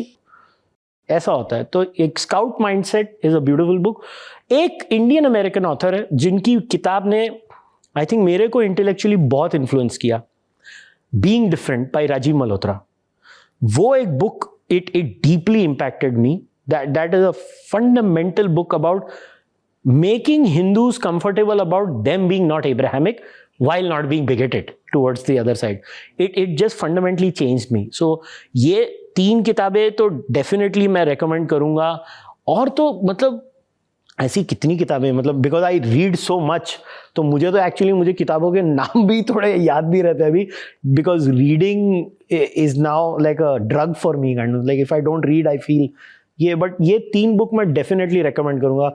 दे if you, because understanding the morals and the foundation, intellectual foundations of your culture, और सर्वपल्ली राधाकृष्णन के the principal Upanishads, where he has taken a few Upanishads and he has translated them. It's like 1,000 page, and one book where you will get the connection between Greek and Indian thought. It was by Thomas Machiavelli, The Shape of Ancient Thought. How Greek monism is an Indian influence. यहाँ से वहाँ गया. And how astrology is a Greek influence on Indian society. वो वहाँ से यहाँ आया. It's a fascinating book. So I guess these will be recommended. Thank you so much Kushal, it was lovely talking to you. बहुत आनंद आया, और हम ज़रूर ये चाहेंगे कि मतलब अगली बार कभी आप इस तरफ हों तो इसका एक राउंड 2 भी करें। Thank you. ये एक ऐसा विषय है, ये एंडलेस बातें इस पे हो सकती हैं, 8 घंटे भी बैठकर हम पॉडकास्ट कर सकते हैं। नहीं, मैं तो I would before going, like in fact I once again want to give you guys that 3 ताल, तो आई लव दैट, बिकॉज वो जो आप लोग बातें करते हो ना, इट मेक्स, मैं क्योंकि शायद मैं थोड़ा उसको इंटेलेक्चुअलाइज करने की कोशिश करता हूँ, but I love it. I enjoy how you guys throw ideas there, भले आप करते हो या कमलेश जी करते हैं या आसिफ जी करते हैं, कई बार हवा में उछाल के छोड़ भी देते हैं। No, but I like it. जैसे for example, you know, last to last episode में आपने कहा था कि should politicians have more than 2 terms. I knew what you were doing there, I knew what you were doing. You are basically throwing a thought bubble, and उसको philosophy में sorites paradox बोलते हैं। When do grains of sand become a pile, the line can never be drawn. That is the Sorithes paradox. So, you know, my answer would be why not 3? Why not 2? Why not 1? So, but you guys do a fantastic job, and please continue doing it. Thank you, Kushal, and thank you for giving us time. तो किताब वाला के इस episode में इतना ही। I am sure इसमें बहुत सारे ऐसे पहलू तंतु होंगे जो छूट गए होंगे, पर जो छूट गए आप कमेंट बॉक्स में हमें बताइए। ये चर्चा आपको कैसी लगी हमें बताइएगा। किताब वाला में आज इतना ही, अगले एपिसोड में मिलते हैं।